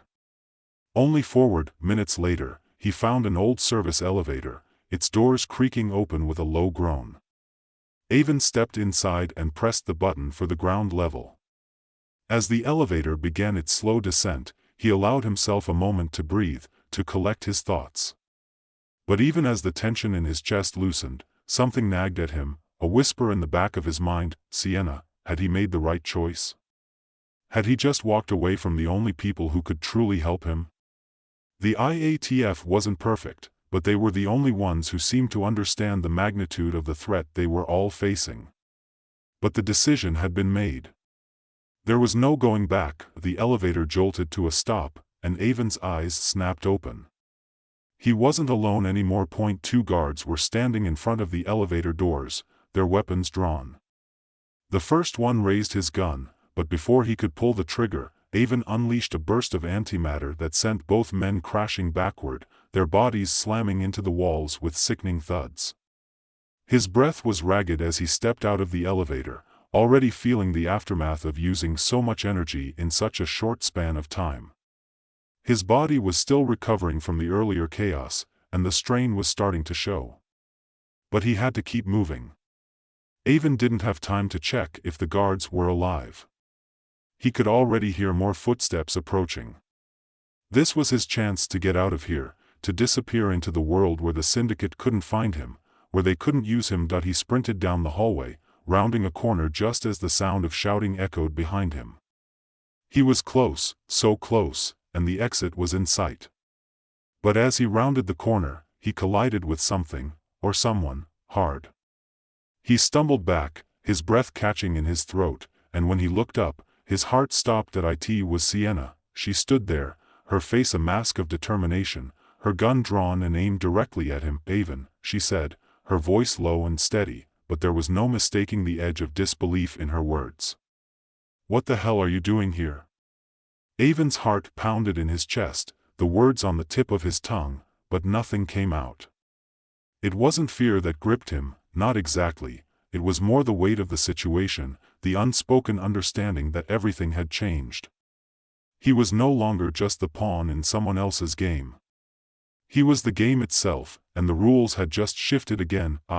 He began, his voice hoarse. I'm trying to save everyone. I'm trying to save my family. Sienna's gaze softened slightly, but she didn't lower her weapon. She took a step closer, her eyes never leaving his. You know you can't do this alone.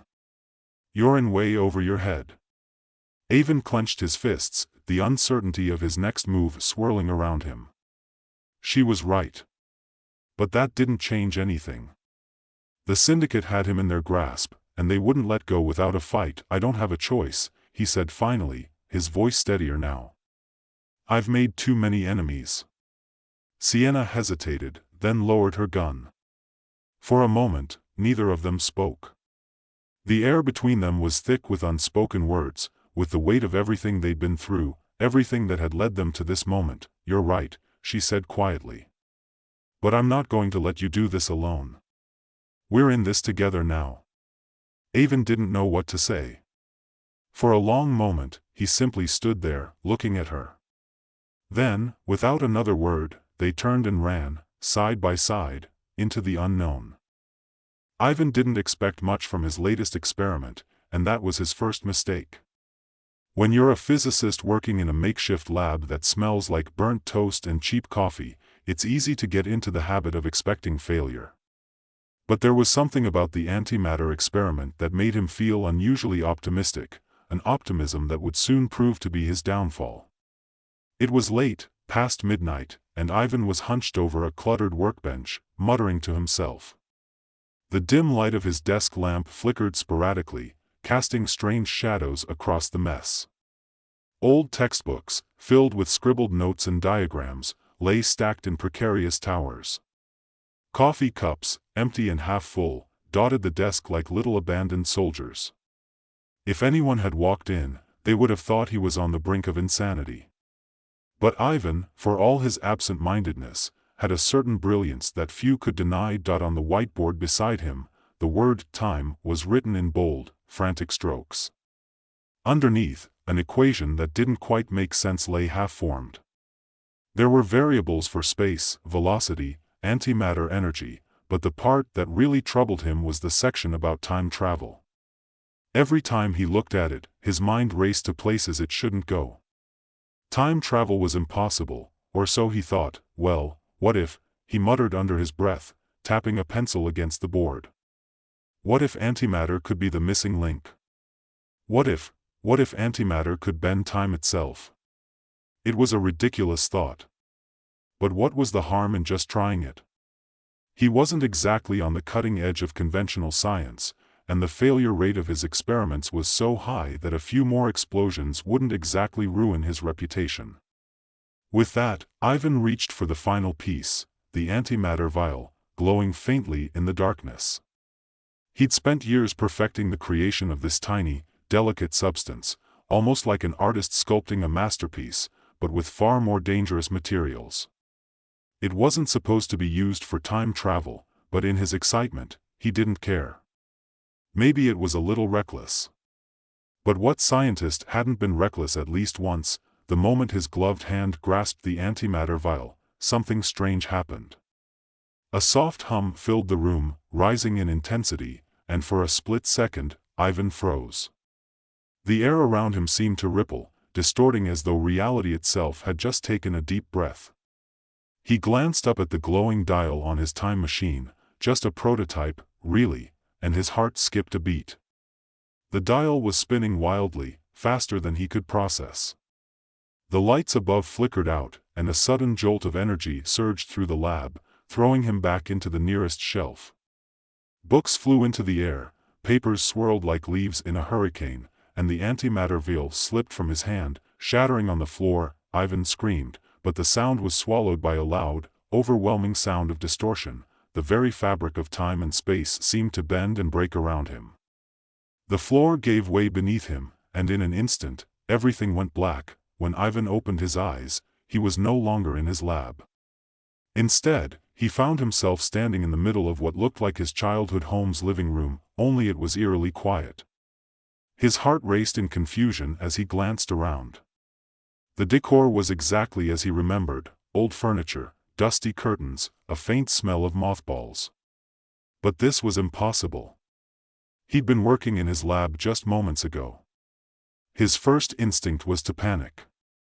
Was he dreaming? Had the experiment gone horribly wrong? But the air around him felt too solid for a dream. The room was too vivid, too real. Okay, this isn't happening, he muttered to himself, pacing back and forth. This is fine. This is just fine. Time travel. Antimatter. It's all fine. He took a deep breath and tried to focus. He quickly ran to the window and peered out at the familiar street, but nothing looked out of place. That was the problem, nothing was out of place. This was his home, but it couldn't be. He should still be in the lab, dealing with the mess of antimatter. This wasn't the future or some other point in time. It was his past. He looked down at his hands. The gloves were gone. His fingers were trembling as he realized the full weight of what had happened. The time machine, it worked, but not as he expected. He had been pulled back, thrown into his past, into a moment before he ever became the person he was now. Wait. No, he said aloud, trying to think logically. I need to fix this. I have to get back. But something felt strange. The longer he stayed in this past, the more disoriented he became. It was like the world around him was slightly out of focus, as if reality itself was warping, blurring around the edges. His hands started to feel numb, his legs shaky. He reached for a chair to steady himself but had to stop. His vision was flickering. It was subtle at first, like a blink that lasted too long, but it was happening. Then it hit him. He was losing something. Losing himself. What the hell? He whispered, his voice trembling as he stepped away from the window. What's happening to me? In a panic, Ivan ran through the house, trying to find something, anything, that could explain what was going on. But as he opened a door to the hallway, he realized it wasn't just his mind that was fading. His body, too, was changing. His limbs were becoming sluggish, his fingers felt cold, his heart pounding against his ribs. A sick realization struck him like a cold wave. Every time he changed something in the timeline, every time he adjusted the past, his body was paying the price. The more he thought about it, the worse it got. His legs grew heavier, his hands trembled as he clutched the walls for support. Memories, too, seemed to slip away from him like sand through his fingers. He could feel them slipping into the void, the people he once knew, the events that had shaped him, even his own name. "No," he muttered, shaking his head. "This can't be happening." Outside the window, the world continued as it always had, untouched by the chaos Ivan had just caused. But inside the house, time itself was fracturing, slipping through the cracks as Ivan's body paid the ultimate price for his meddling. The more he tried to reverse the changes, the more he lost of himself, and so, with every passing moment, Ivan was faced with a terrifying dilemma. Should he stop trying to fix the timeline, or continue meddling, even if it meant erasing everything, and everyone he knew, including himself? Ivan staggered down the hall, clutching the edge of a table for balance as his vision swam in and out of focus. His heartbeat was erratic, and each breath felt labored as if his lungs were losing the ability to take in air. Every corner he turned seemed to pull him further into a fog, his body beginning to fade like a Polaroid left out in the sun too long. The walls around him trembled slightly, as if reality itself had taken a step back to reconsider whether he truly belonged in this time that he had to get to the lab. That was his only thought, repeating like a mantra, even though the words felt foreign in his mind. Why was he so obsessed with the lab? Wasn't he here to fix something? No, he was here to fix everything. The disaster that started all of this. The moment when the antimatter reactor had destabilized. He had to stop it before it destroyed everything, before it destroyed him. Ivan stumbled into the kitchen, feeling his hands go numb as he reached for the counter.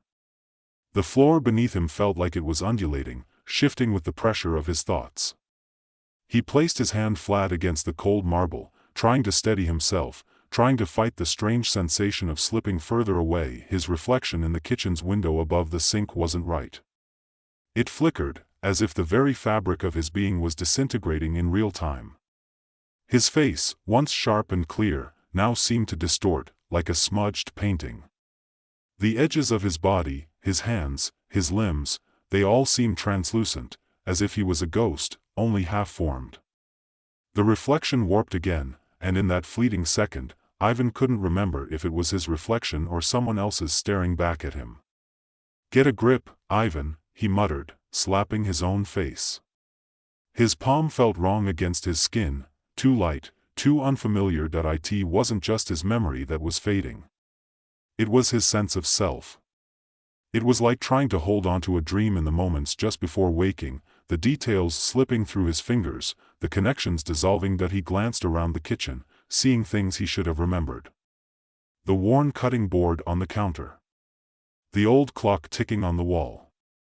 The half-open drawer with mismatched silverware inside. But none of it felt like his anymore. He didn't know what any of this meant. His legs gave out, and he collapsed to the floor with a grunt, his hand sprawling out in an effort to catch himself. He was trembling. The sensation of losing himself was overwhelming, and it felt like something beyond just physical pain. It felt like a slow erasure, a slow disappearance from the world. A sudden jolt of panic shot through him. If he stayed here, if he stayed in this house, in this past, would he just vanish? Would he just fade out of existence entirely? But how could he fix it? The thought looped again. He had to stop the experiment. He had to prevent the chain reaction. But how? He couldn't even remember how to get back to the lab now. He couldn't even remember where the lab was anymore. Was it upstairs? Was it out in the garage? It didn't matter. He couldn't stay here, not in this place, not in this time. A faint sound, like a buzz of electricity, made him freeze. It was coming from the living room. He slowly pulled himself to his feet, gritting his teeth against the sensation of his body giving up on him, but still, he pushed forward. Something told him that if he could reach the source of that noise, he might find an answer. Or at least, a way out. The living room was dim, just the glow of streetlights filtering in through the blinds, casting long shadows across the furniture. The buzzing was louder now, almost deafening. But when Ivan stepped through the doorway, he froze. There it was, the antimatter time machine. Sitting in the middle of the room, exactly where it shouldn't be. He had never brought it into this house. It was back in the lab. But somehow, it was here, its sleek, alien form taking up space in his childhood home like an unwelcome guest, and that's when the real horror set in. The machine was active. Ivan's eyes widened. The machine, which should have been dormant in his lab, was glowing softly, thrumming with power. A low, pulsating hum reverberated through the room, and the air around it felt charged, like static electricity just before a storm. It shouldn't have been here. It shouldn't have been working. It shouldn't even exist yet. He took a step closer, drawn to it despite the nagging sense that he should run.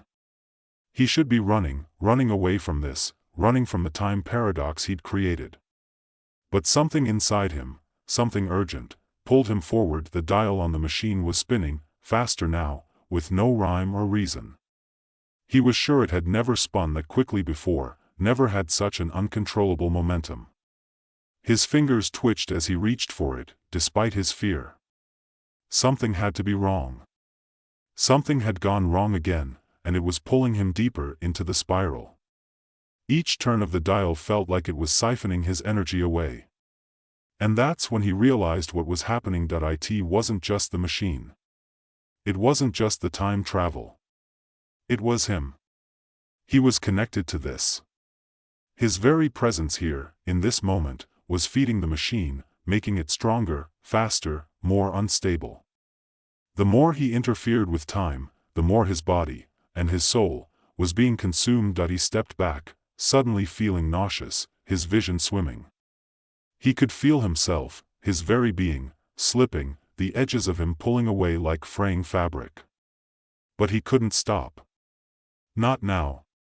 Not with the experiment so close to complete. Not when everything he'd ever worked for was on the line. Then the machine hummed louder, and the room seemed to ripple as time itself began to stretch. Ivan fell to his knees, hands clutching his head as a wave of dizziness crashed over him. The machine was pulling him in, dragging him into its currents, erasing his sense of self. His breath came in ragged gasps, and as he looked up, he saw it, the doorway. It was glowing, a crack in time, a shimmering portal right in front of him, waiting for him to step through. Waiting for him to make the final choice, and for the first time in his life, Ivan wasn't sure if he should walk toward it or away. His hand trembled as he reached for the glowing threshold, but something inside him screamed to stop, to pull back. To let go of this madness, to let time unfold as it was meant to.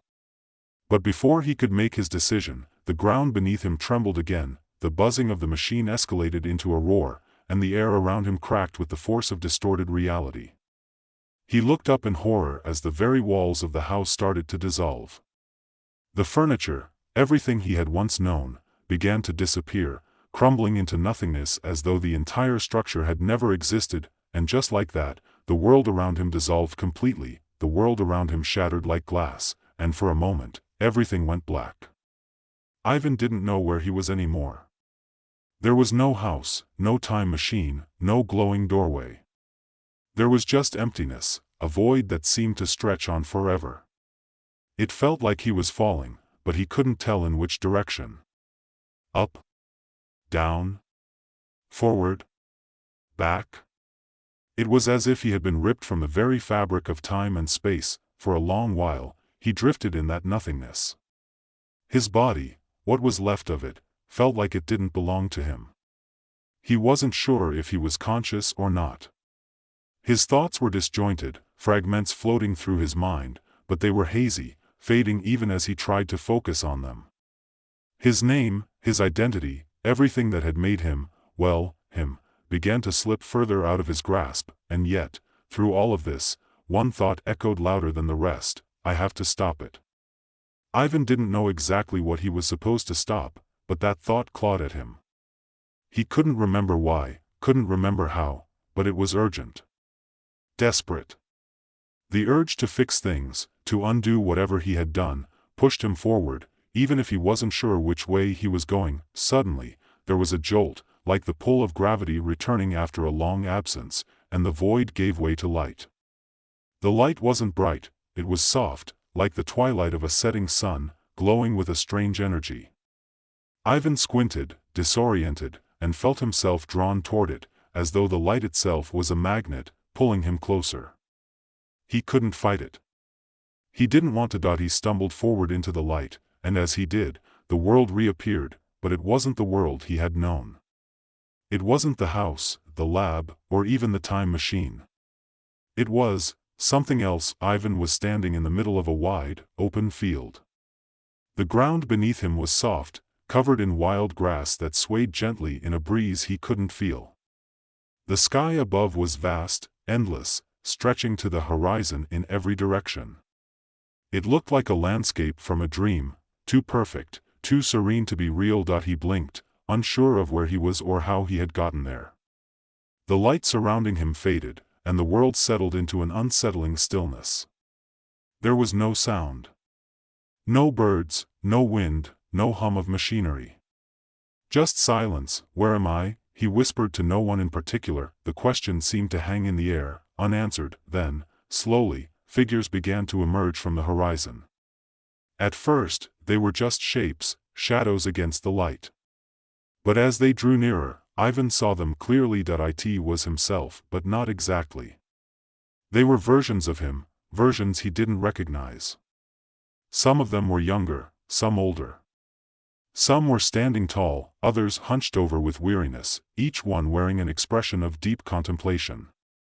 They weren't speaking, but Ivan felt their presence like a weight pressing against him. They were him, but they weren't. One of the figures stepped forward, closer than the others. It was an older version of Ivan, his hair graying at the temples, his face lined with age. The older Ivan looked at him with sadness in his eyes, a deep, sorrowful understanding in those eyes that made Ivan's chest tighten. You've done it, haven't you? The older Ivan said quietly, his voice carrying the weight of years. You've gone too far. Ivan swallowed, his throat dry. What do you mean? The older version of himself shook his head, the expression on his face almost pitying. You tried to change things. You thought you could control time, control your own fate. But you can't. No one can. The words felt like a punch to the gut. Ivan staggered backward, his legs weak beneath him.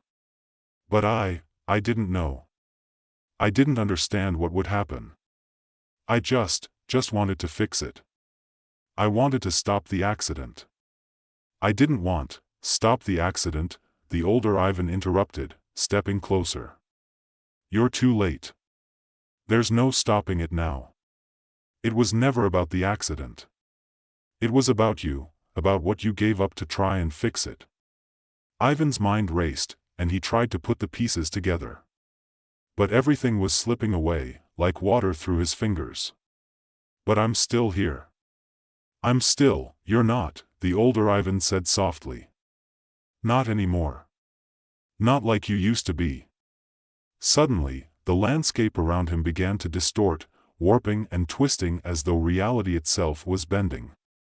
The versions of Ivan who had gathered around him began to fade, their forms flickering, dissolving into the air like smoke. The ground beneath him seemed to ripple as if time was running backward. Ivan tried to move, tried to reach out to the older version of himself, but his body felt slow, unresponsive. He couldn't move. He couldn't speak. His body was giving out again, but this time it was worse. He felt like he was being erased from the very fabric of existence. No, he gasped, his voice barely a whisper. I won't let it happen. I won't let myself disappear. But the world continued to fall apart around him. The field, the figures, everything, was fading into nothingness. The light returned, brighter this time, engulfing him, pulling him in. Ivan wanted to fight it. He wanted to scream that he mattered, that he was someone. But it was useless. The pull of the light was too strong. It was a force far beyond anything he could understand. Time was closing in on him, and he couldn't stop it, and then, in an instant, everything went black. When Ivan opened his eyes again, he was back in the lab. The faint hum of machines buzzed around him, and the sterile scent of the lab's equipment filled the air. He could feel the cool metal of the workbench beneath his hands. He blinked, taking in his surroundings. The time machine was before him, just as he had left it. But this time, it wasn't glowing. It wasn't active. It was still. Quiet. The chaos he had just experienced, the strange field, the endless figures, felt like a distant memory. But it was real. It had to be real. He pushed himself to his feet, his body stiff and aching. It felt like he had just woken from a long, terrible dream. The machine in front of him was silent now. No more flickering lights. No more hum. It looked like a piece of unremarkable equipment, a relic from a failed experiment. Ivan stared at it for a long time, his breath shallow. The clock on the wall ticked steadily. Time was moving forward. But for Ivan, it felt like time had fractured, like it had been ripped apart and sewn back together in a way that was no longer natural. He knew then, with a certainty that seemed to settle deep in his bones, that there was no undoing it. He couldn't fix the timeline.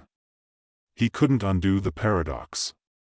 The more he tried to fight it, the more it consumed him. The very act of trying to change things, to control time, had been his undoing, and now, he was left with the consequences. Ivan looked at the machine one last time. It was silent, dormant, a reminder of everything he had lost, everything he had given up in his desperate attempts to control fate. He didn't know what would happen now. He didn't know if he would fade into nothing, or if he would remain trapped in this fractured version of reality. But there was one thing he knew for sure: time was no longer something he could control. It was something he would have to live with, and in the end, that was the most cruel thing of all. The laboratory was on the verge of collapse. Alarms screamed as the red emergency lights bathed the sterile, white hallways in an eerie glow. Emergency personnel dashed back and forth, frantic voices echoing off the concrete floors. The air buzzed with panic, and the faint hum of machinery was drowned out by the noise of metal doors slamming shut. At the center of it all stood Dr. Aidan O'Rourke, his white lab coat now streaked with dirt and dust, his wild, disheveled hair a sharp contrast to the otherwise pristine environment. His brow furrowed in concentration as he watched the containment chamber ahead of him slowly break apart. A small glass vial inside the chamber, containing the antimatter virus, had shattered. The moment it cracked, the virus had escaped, spreading in shimmering tendrils, devouring anything in its path. It was supposed to be the perfect weapon. A synthetic virus created to wipe out viruses, bacteria, and any form of disease by rewriting the molecular structure of any material it encountered. It had all the right potential, a self-sustaining, unstoppable force. Now it was eating the world alive. Aidan swallowed hard as he saw the glass fragments disintegrate into nothingness, the particles vanishing as if they had never existed. The virus was eating through the air itself. "Aidan," someone shouted. It was Dr. Thompson, the lead researcher of the project, his face ashen with fear. "The containment's breached. Get out of there." Aidan didn't need to be told twice. His legs instinctively propelled him toward the emergency exit, but before he could take more than a few steps, the walls seemed to ripple, warping under the influence of the virus. It wasn't just consuming the physical space, it was distorting the very fabric of reality around it. Everything froze for a split second, then Aidan realized something terrifying: that he wasn't being affected. He wasn't disintegrating like everything else. Instead, he felt alive. Alive in a way that sent his pulse racing, his senses heightened, and his mind expanding. He looked down at his hands and noticed something strange. Where the virus had touched his skin, there were faint, shimmering lines of light pulsing beneath the surface. The virus wasn't harming him. It was integrating that. He turned back toward Thompson. "I'm not." Before he could finish, Thompson screamed as his body vanished into a cloud of particles, his last words lost in the chaos. Aiden's stomach lurched. The virus had consumed him instantly, erasing him from existence without so much as a trace. The realization hit him like a ton of bricks. The antimatter virus was eating the world alive, erasing all matter in its path. And yet, Aiden could absorb it. Aiden didn't know how long he wandered the desolate hallways of the lab. He moved through the chaos like a ghost, untouched by the destruction all around him. As the virus spread, he saw walls vanish into nothingness, the floors turning into voids of empty space. The outside world must have been worse. The virus had escaped the facility, and now it was spreading like wildfire, consuming the planet, erasing people, places, entire cities. But Aiden could feel it. The virus, in all its terrifying power, was feeding off him, becoming part of him. He reached out instinctively, absorbing more of it, and with every new wave, the pain intensified. The process was like trying to drink from a fire hose, but with every gulp, his body felt weaker, like he was slowly unraveling from the inside. That he felt his heart pound in his chest, faster and faster, and his breathing became shallow. His limbs trembled. His muscles, his skin, his bones, they were all being eaten away, like a puzzle whose pieces were being torn apart, yet somehow, he could still feel it. There was power, unimaginable power, coursing through him. But the more he took in, the more his body betrayed him. His flesh, instead of healing, began to break down, cell by cell. "Am I dying?" Aiden staggered through the wreckage, his mind in a haze. He could see his own body deteriorating before his eyes, his skin becoming translucent in places, the muscles beneath turning to ash. He wanted to scream, but his voice failed him. There was no time. There was no time to be human, yet in the chaos of destruction, he realized something else. He had to stop the virus, but not at the cost of his life. If he kept absorbing it, he would disintegrate. But if he didn't, if he let the virus continue unchecked, the world would end. The weeks that followed were a blur of destruction and madness. Aiden's every step was a fight against his own body, as if his very existence was a battlefield between his humanity and the all-consuming force of the virus. He avoided large cities, where the virus raged unchecked, instead choosing to hide in the ruins of abandoned laboratories and research stations. During those days, he worked feverishly to understand the virus, to find any clue that might lead to a cure, or at the very least, a way to stop its spread. But the more he absorbed, the less human he became. It wasn't just his body. His mind was fracturing as well.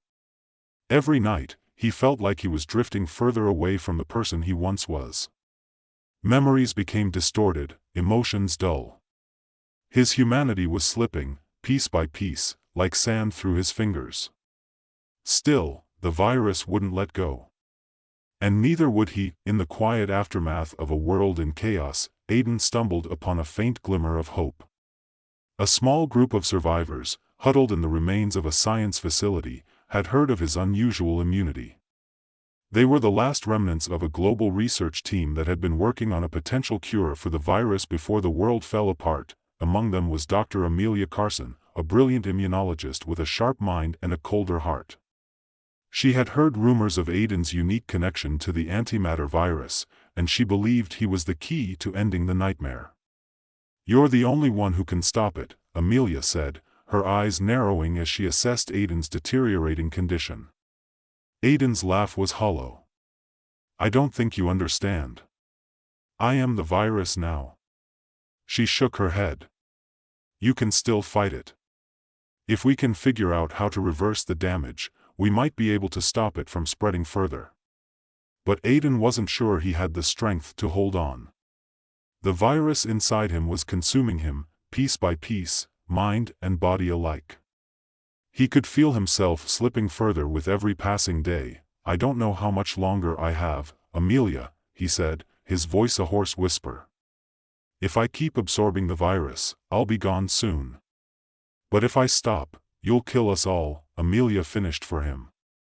"We need to find a cure. We need to stop the virus, and you're the only one who can help us do it." Aiden closed his eyes, weighing the odds in his mind. His body was breaking down. His soul felt frayed, as if it were hanging by a thread. But there was no other choice. If he couldn't stop the virus, it would consume everything, including him. Aiden's body felt like it was no longer his own. He had become a stranger to himself, trapped in the wreckage of his own flesh. The virus pulsed through him, its power making his body tremble, his bones creak as though they might snap at any moment. His once vibrant appearance had turned gaunt, almost skeletal, as if he were aging at a rate far beyond what was natural. And yet, there was something else, something he couldn't ignore. A strange strength that came with each agonizing breath, a power that made him feel like he could do anything, or nothing at all. In the quiet moments between his fading thoughts, Aiden found himself standing at the edge of an open field, staring at the remnants of a city in the distance. It had been a bustling place once, a place of hope and progress.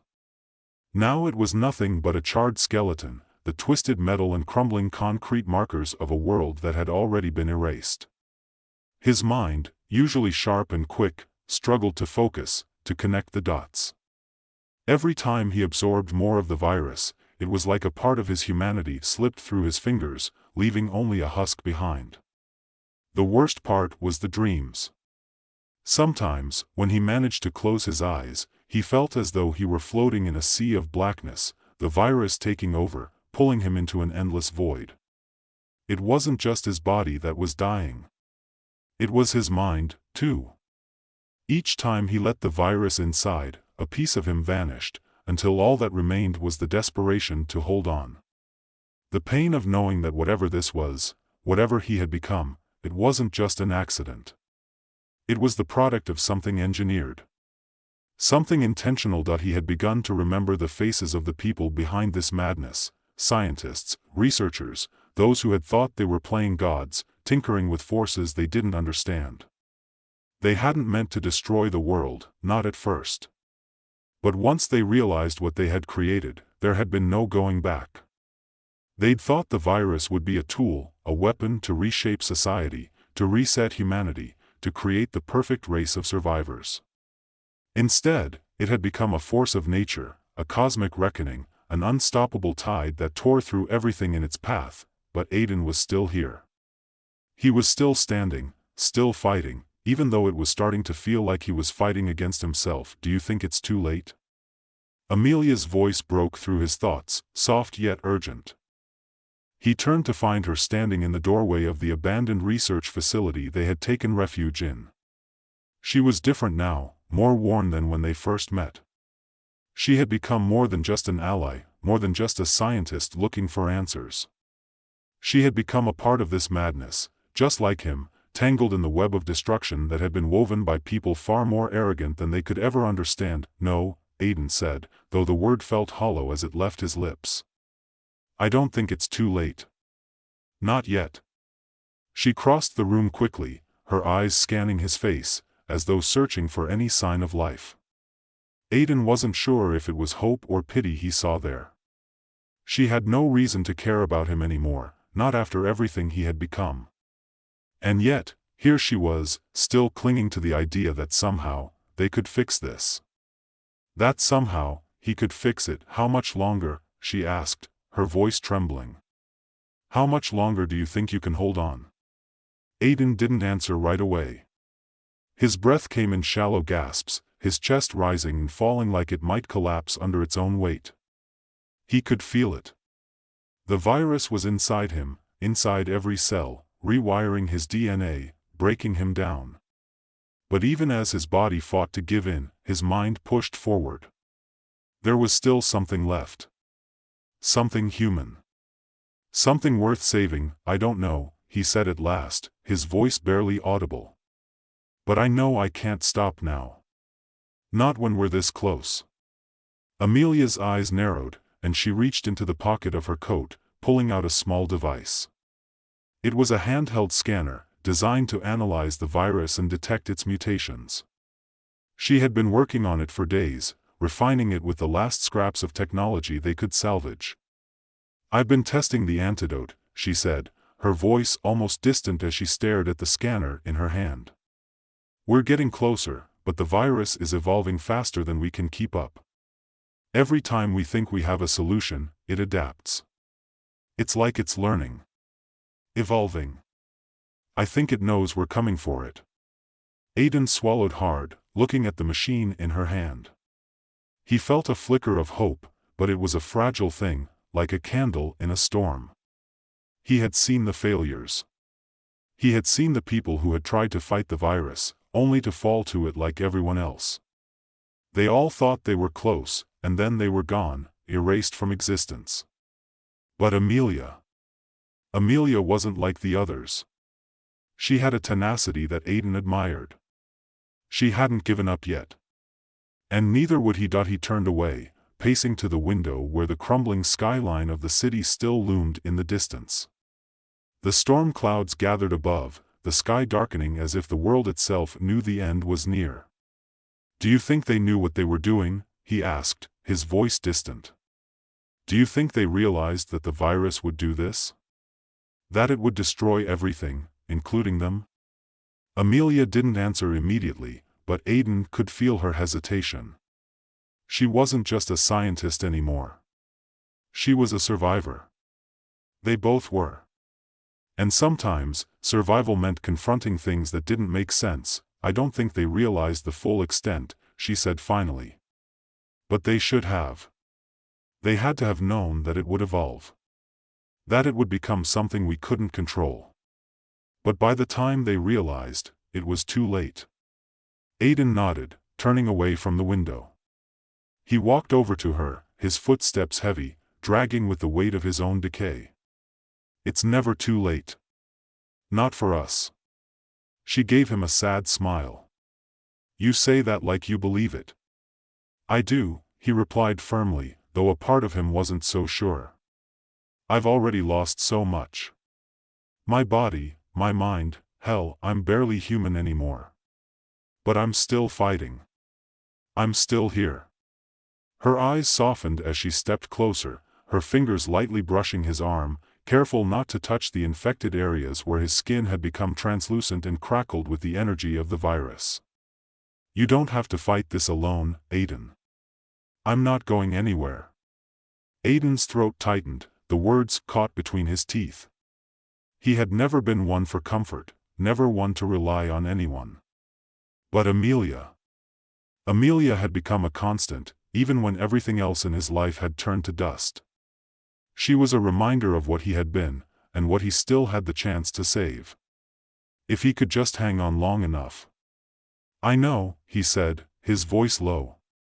"But this isn't just about us anymore. It's about the world. It's about stopping this damn virus before it takes everything. Before it takes all of us." The days that followed were a blur of pain and purpose. Aiden's body was no longer his own, but he couldn't stop now. He couldn't let the virus win. Not when the fate of the world rested on his shoulders. He and Amelia traveled together, moving from one research facility to another, following the remnants of the global network of scientists who had once worked on the antidote. But every time they thought they were getting closer to a solution, the virus adapted, shifted, twisted into something more lethal. The people they encountered were rarely survivors. Most had already fallen to the virus, their bodies long dissolved into nothingness. As time passed, Aiden's body continued to deteriorate. His limbs grew weaker, his muscles almost gone. But he kept absorbing the virus, pushing through the agony because it was the only way to keep moving forward. Each time he absorbed more, he felt himself slip further away. It was as if he were no longer tethered to his past, no longer tethered to his humanity.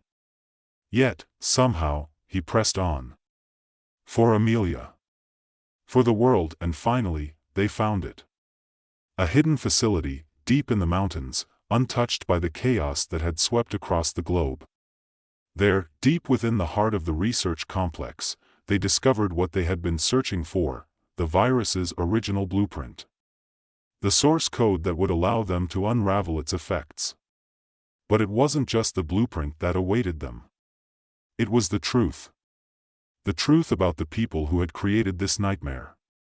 And the truth about Aiden himself. As Aiden stood before the massive console, his fingers shaking as he keyed in the final sequence, the enormity of it all hit him. He was the cure, but he was also the weapon. The world had been built on mistakes, on arrogance, on playing God. And now, Aiden had to make the ultimate choice, the choice between saving humanity and saving himself. Aiden's fingers hovered over the console, trembling as the data cascaded down the screen in front of him. His mind was barely functioning at this point, the virus inside him doing its best to tear away the remnants of his humanity. But there was no going back now. The truth, the solution they had so desperately sought, lay before him. Amelia stood a few paces away, watching him carefully. Her eyes were full of doubt and hope, both of which were reflected in Aiden's own broken gaze. He could feel her presence, steady and unwavering, like a beacon in the madness. But even she couldn't fully comprehend the magnitude of what he was about to do. She couldn't know how much of him was already gone. She couldn't see that the man she was relying on was already slipping, inch by inch, into oblivion. He couldn't remember the last time he'd felt truly alive, when his thoughts weren't clouded by the relentless tug of the virus. Every moment was a battle for control. Every breath, a struggle. He glanced at the blinking lights on the console, the virus's core structure laid bare in front of him, as though the very fate of the world depended on his next move. Aiden pressed the key, the screen flickered, and the holographic data projection shimmered into life. He barely understood it. His vision blurred. Numbers, equations, patterns, all of it felt like a foreign language now, something beyond his reach. But the one thing that cut through it all was the one thing he needed, the antidote. It was there, encoded in the strands of data, hidden beneath layers of complexity. Amelia, Aiden's voice was rough, barely a whisper. He could feel his throat tightening, as though it were being squeezed shut. I can't fix it. Can't reverse it. The virus, it's in me. Amelia stepped closer, her face full of concern. Aiden, you're not alone in this. We can figure it out together. You just have to. No, he interrupted, his voice breaking. I am the virus. There's nothing left of me. His eyes flitted to the screen again, and the horrifying truth sank in. The antidote wasn't a simple cure. It wasn't just something that could be injected, something that could be applied and absorbed. The antidote required something more. It required Aiden's complete destruction. He was the key. He was the solution.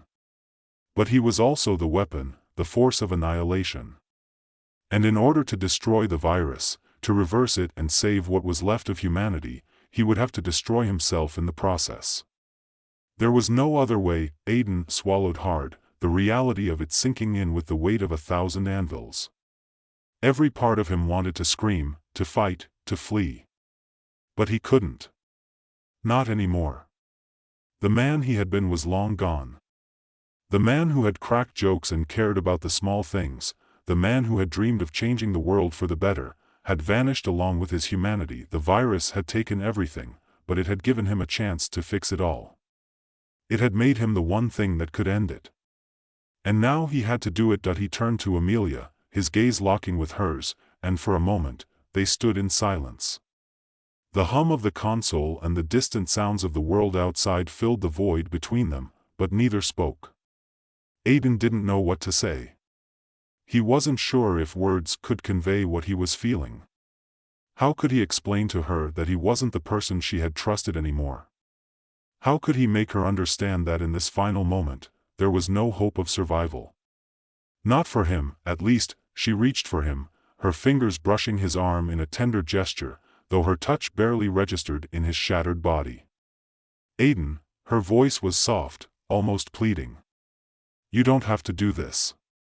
There's another way. There has to be another way. There isn't, he said quietly, his voice tinged with sadness. "I can't hold on much longer. And the virus, it's already rewriting my DNA. The antidote, it's a part of me now. To stop it, I have to become part of the cure. There's no way to separate them." Amelia's face crumpled, her eyes filled with unspeakable pain, but she didn't back away. She stayed by his side, her presence a small flicker of light in the storm of his mind. But Aidan knew.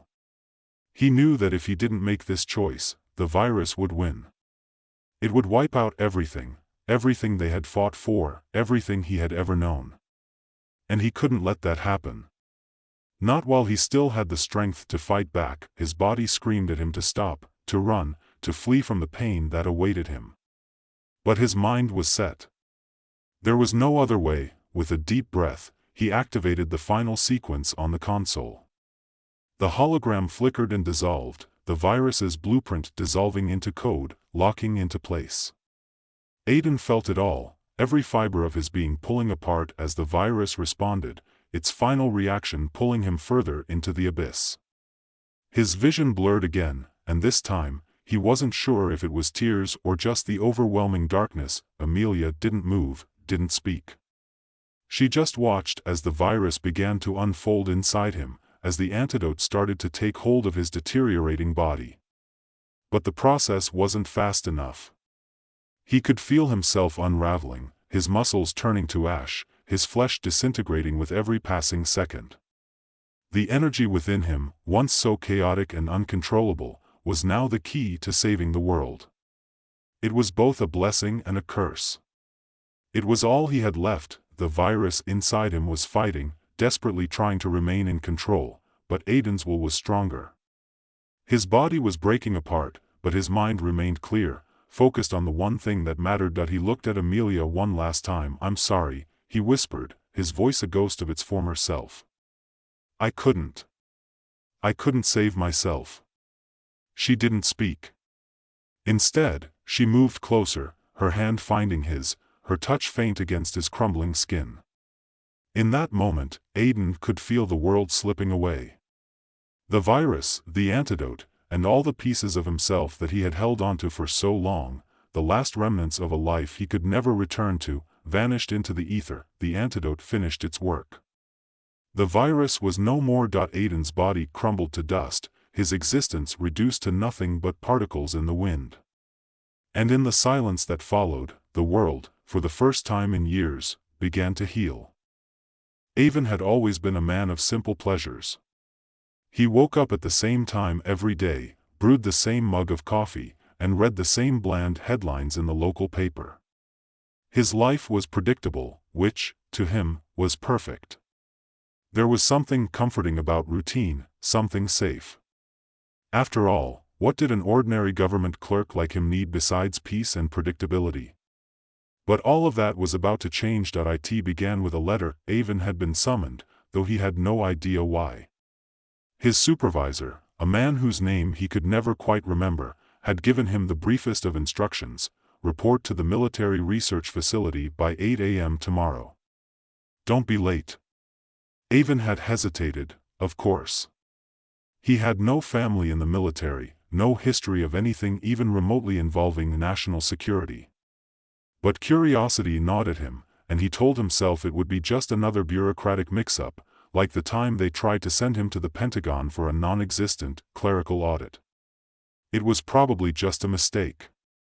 He might even get a free breakfast. He arrived at the facility the next day, bleary-eyed but calm. The massive concrete walls of the building loomed over him as he walked through the entrance. A guard, stiff and silent, checked his ID.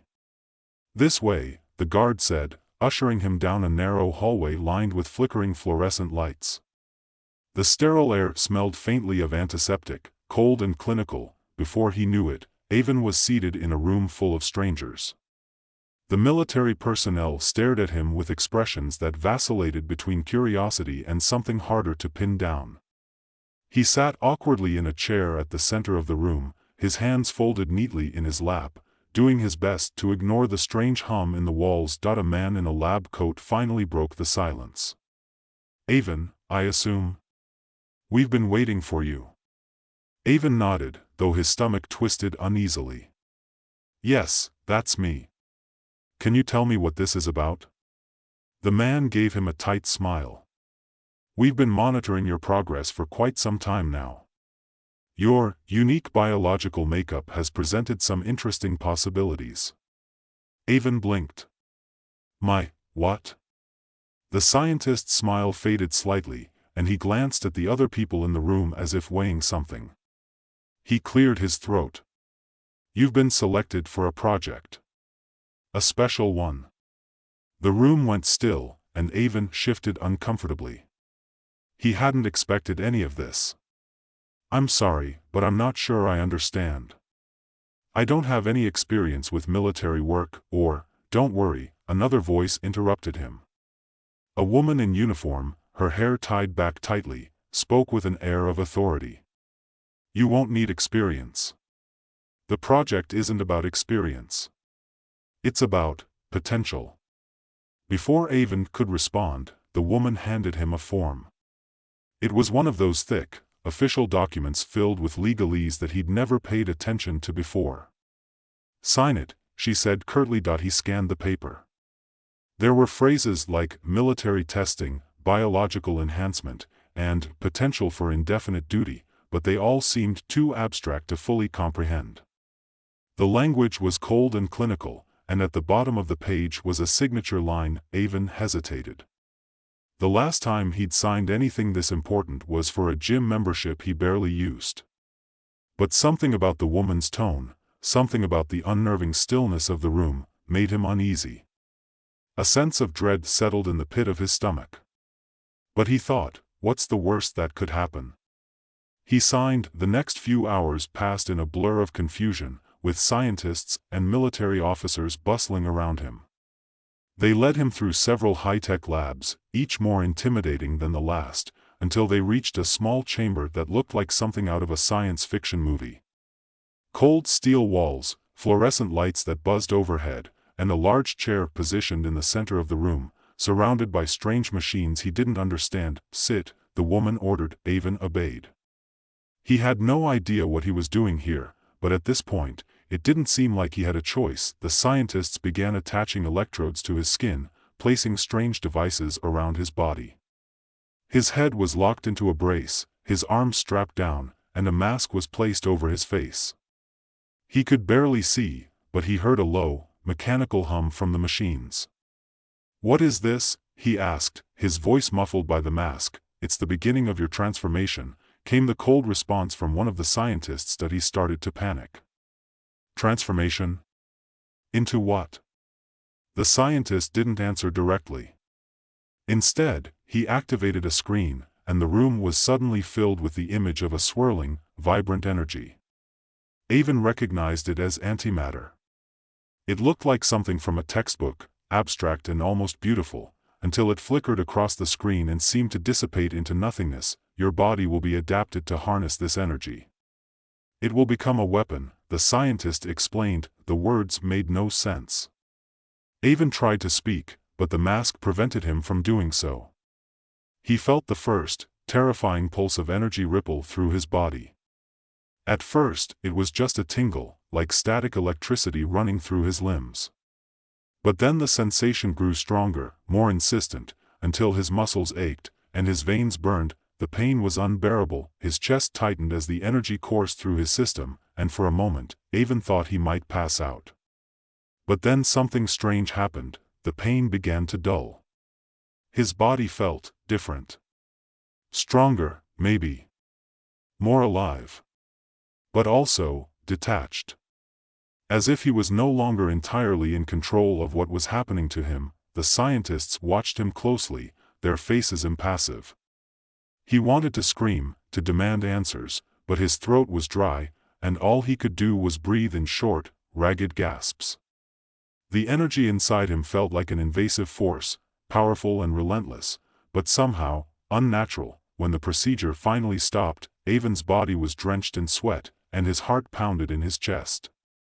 The mask was removed, and he gasped for air. You're done? He asked hoarsely, though his voice sounded strange to his own ears. The scientist nodded. Your transformation is complete.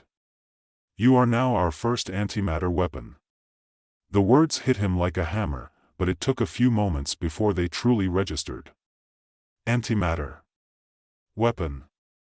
He had been turned into a weapon. I don't want to be a weapon, Avon muttered, more to himself than to anyone else. The woman in uniform looked at him with cold eyes. It's too late for that. As Avon was escorted out of the room, the weight of what had just happened began to sink in. He couldn't fully process it, he couldn't understand how his life had taken this turn, but he knew one thing for sure: he wasn't the same person he had been just a few hours ago. They told him he would be sent to the front lines. They said he was the key to ending the war, that he would be deployed in a strategic offensive where his newfound powers could turn the tide. But all Avon could think about was how much he wanted to go back to his small, safe life. How he wished he could simply return to the mundane routine he had once taken for granted, but that life was gone. The doors to the facility opened, and Avon was shoved into a military transport, the gravity of his situation hitting him like a freight train. He was no longer Avon the clerk. He was Avon the weapon. The transport took Avon across miles of barren land, through a sea of war-torn landscapes. He looked out of the small window of the military vehicle and saw the gray expanse of the world outside. There were no lush forests, no peaceful meadows, no reminders of a time when things had been simpler. All he saw were burned-out buildings, broken roads, and a sky choked with ash and smoke. The war was everywhere, alive and unforgiving. And now, so was he. He had been briefed on his mission, of course. He was to be the weapon that would tip the scales. His powers, they told him, would make him invincible on the battlefield. And yet, as he sat in that armored transport, his mind swirled with doubt. How had things gotten to this point? How had he, a mild-mannered clerk, become the ultimate weapon? The vehicle bumped over the rough terrain, pulling Avon from his thoughts. His body, no longer quite his own, felt the strain of the ride. The antimatter coursing through him was both a blessing and a curse. His physical form was stronger than it had ever been, but there was something else, something lurking beneath the surface, gnawing at him. He didn't belong here. He was not meant to be a soldier, a killer, a thing that could destroy entire armies with a thought. And yet, as the soldiers in the vehicle with him occasionally glanced over, their gazes filled with a mix of awe and fear, Avon realized he was already something else. They didn't see a man anymore. They saw a weapon. When the transport finally slowed, the dull thud of the wheels easing to a halt felt like the closing of a door to another world. He stepped out, his boots sinking slightly into the mud as he surveyed the battlefield ahead. The air reeked of death, burned flesh, charred remains, and the pungent stench of gunpowder. This was the place where humanity had decided to tear itself apart, where countries fought with everything they had. Where Avon's new purpose would unfold. A dozen soldiers stood nearby, most of them focused on their weapons or equipment. But a few turned to look at him. They were clearly startled by his appearance, by the way he walked, confident, yet unsettlingly detached. He could feel their eyes on him, their curiosity and unease like a weight on his shoulders. One of them, a young man with a scar across his cheek, stepped forward. His uniform was slightly wrinkled, and his hands trembled as he offered a salute. "Sir," he said, his voice wavering. "We've been briefed. But we didn't know it would be you. The weapon." Avon nodded stiffly, unsure how to respond. The man's eyes darted nervously to his hands, as if expecting something dangerous. "Something explosive. Will be moving out soon," the soldier continued. "The front lines are only a few miles away. Are you ready?" Avon didn't answer immediately. He wasn't ready. He wasn't even sure he could be ready. But the antimatter inside him was already making decisions for him. His mind felt disconnected, as though it was no longer fully in control of his actions. His body had become a tool, an extension of something much more powerful, something outside of himself. "Yes," he said flatly. "I'm ready." The soldier nodded and turned to signal the others. They moved in unison, preparing for their next mission, but Avon could see their uncertainty. They weren't sure if he was a blessing or a curse, and neither was he. He had no idea what he was capable of anymore. The journey to the front lines felt like an eternity. Avon's mind kept drifting, the chaos around him mixing with the internal war that raged within. The antimatter inside him wasn't just a weapon. It was an infection. His emotions, his thoughts, were being eaten away by it.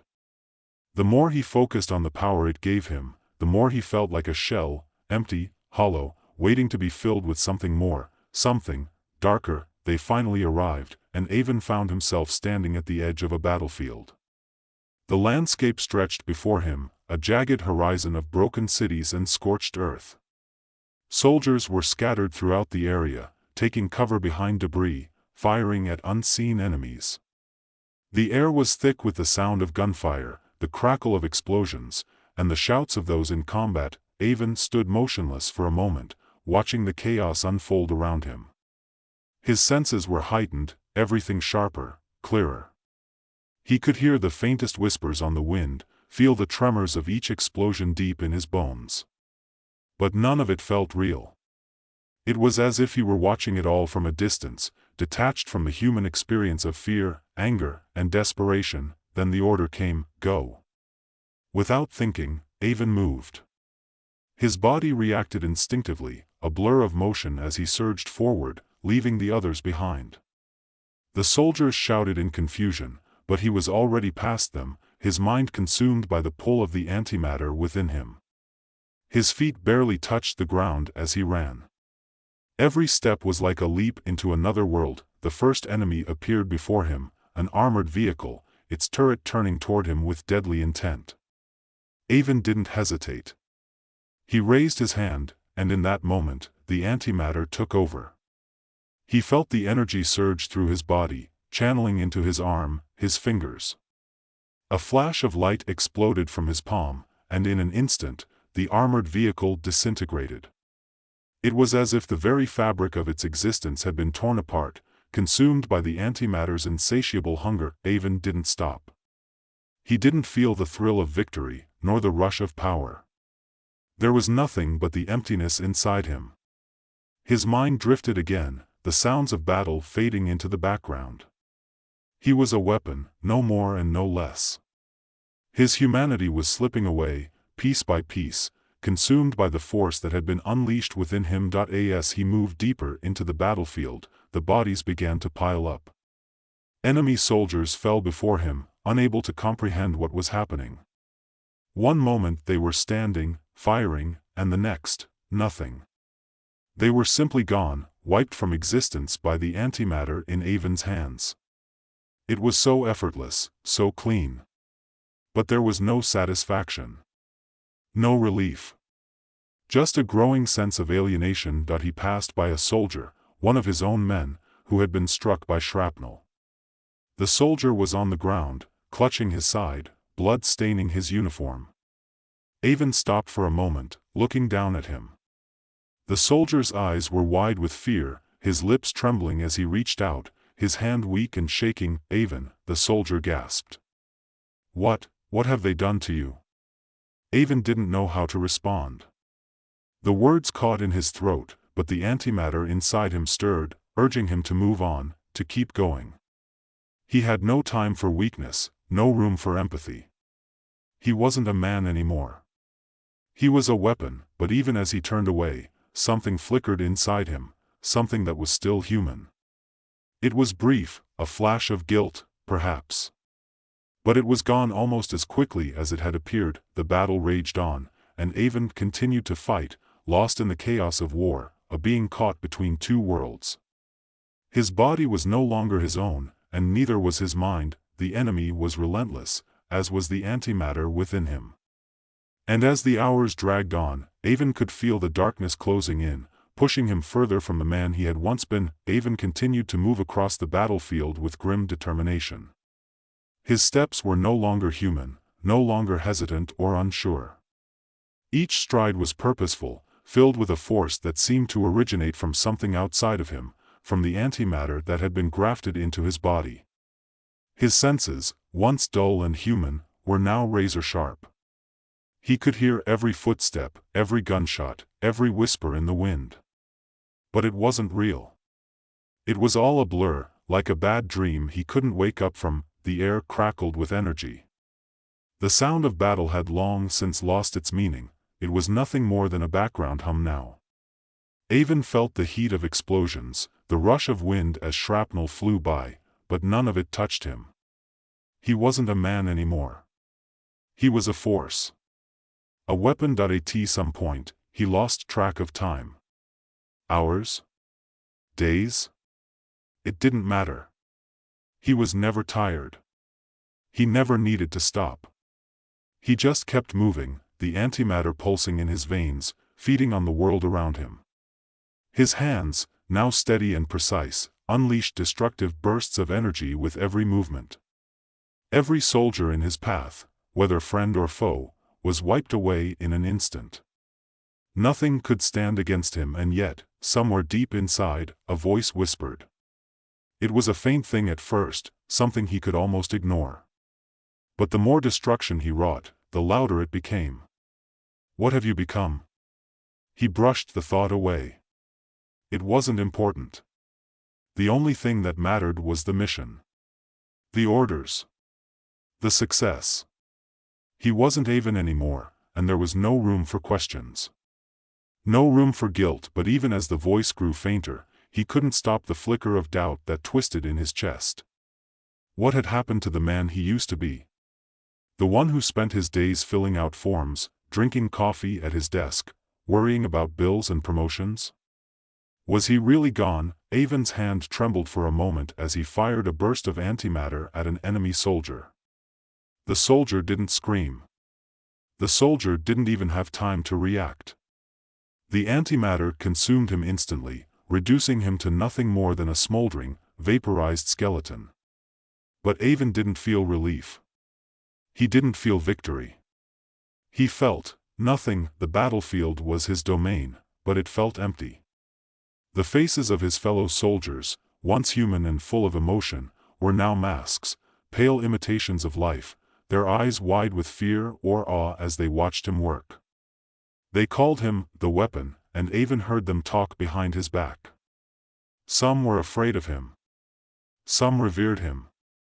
But no one ever treated him like a man. They treated him like something else, something to be used. A blast of shrapnel tore through the air, snapping Avon back to the present. He ducked instinctively, the shrapnel glancing harmlessly off his enhanced skin, but the momentary lapse made him realize just how detached he had become from everything. His body was invincible. His mind, however, was not. As the day wore on, the war seemed to grow more intense. His powers began to spiral out of control. Avon wasn't sure if it was his own mental state deteriorating or if the antimatter within him was simply too powerful to contain. It felt like a fire inside him, always threatening to burn through his control, to lash out and destroy everything in its path. At one point, he was surrounded by a group of soldiers, enemy combatants, judging by their uniforms. They were preparing to fire at him from all sides, but Avon barely noticed. He was lost in the haze of his own mind, his senses swimming as he tried to process what was happening. The moment they opened fire, Avon reacted instinctively. His body moved without thought, unleashing waves of energy in every direction. His palms glowed with bright, deadly light, and the soldiers were obliterated before they even had time to scream. They were vaporized in a flash, their bodies disintegrating into nothingness. It should have been exhilarating. It should have been the ultimate victory, but all Avon felt was a deep, sinking emptiness. The violence, no, the necessity, of it all. He wasn't a man anymore. He was something other. A voice, his voice, though twisted and cold, rang through his mind, as if it were being spoken from the depths of his soul. You are nothing. Just a tool. A weapon to be wielded. Avon's chest tightened. He wanted to push it away, to shout back, to fight against the force that was consuming him. But every time he tried to grasp onto something human, something familiar, the antimatter tore it away. His memories, his thoughts, were fading, slipping like sand through his fingers. The soldiers around him continued to move, carrying out their orders with precision. They had no interest in what he was thinking. They never asked him what he needed, what he wanted. He was just a weapon, a tool to be used and discarded when the war was over. But there was one moment, one brief flash, when Avon saw something that made him hesitate. Through the smoke and dust, he saw a soldier, one of the enemy. A man who was no older than he was, with a young face and wide, terrified eyes. For a moment, time seemed to freeze. Avon was staring at the man, this soldier who was just like him, someone who had been thrust into this nightmare, fighting for reasons that were no clearer than his own. The man was frozen, his weapon lowered, as if he couldn't believe the destruction happening around him. And then, Avon saw it, the flicker of recognition. The soldier was someone he knew. His name was Eli. Avon's breath caught in his throat as the realization hit him. Eli had been his childhood friend, the boy who had sat next to him in school, the one who had cracked jokes during class and shared his lunch with him when Avon had forgotten his own. They had lost touch after high school, but Avon never forgot him. The recognition was mutual. Eli's eyes widened in disbelief, and his mouth opened, as if to speak. But Avon wasn't sure what was happening anymore. The antimatter inside him was thrumming, louder now, pushing him to act, to destroy. It was too much, too overwhelming. Avon's hands clenched into fists, energy sparking from his fingertips. The force surged through him again, almost as if it were ready to explode. His body moved without his command. But he didn't want to, he couldn't, do this. Eli, Avon whispered, the word barely audible against the chaos of the battlefield. But it was too late. The antimatter reached out, and the blast was already in motion. A flash of light, brighter than anything he had ever seen. Eli's face disappeared, his form wiped from existence in an instant. Avon couldn't even hear his scream. He didn't have time to react. It was as if the explosion had come from within him, as if the energy had consumed everything in its path, including his conscience. The battlefield went silent for a moment. Avon stood frozen, his mind reeling. His breath came in shallow gasps, but he didn't know why. The antimatter pulsed inside him, but he didn't feel it. He didn't feel anything. The world around him was gone. The soldiers, the war, everything he had been fighting for, it was all just a blur. The only thing that remained was a dark, unrelenting emptiness. His old self, Avon, the man who had been so ordinary, so simple, was gone. In his place stood a weapon. He was the weapon now, and in that realization, Avon felt something cold and final inside him. There was no coming back. No escape. But even then, he felt the last flicker of humanity, deep within. It wasn't enough to save him. It wasn't enough to undo the destruction. But it was enough to make him wonder, just for a moment, if he had ever truly been human at all. The United Space Exploration Agency was in chaos. The screens were filled with flashing red alerts, and the voice of Commander Hayes crackled through the communication system, sharp and strained.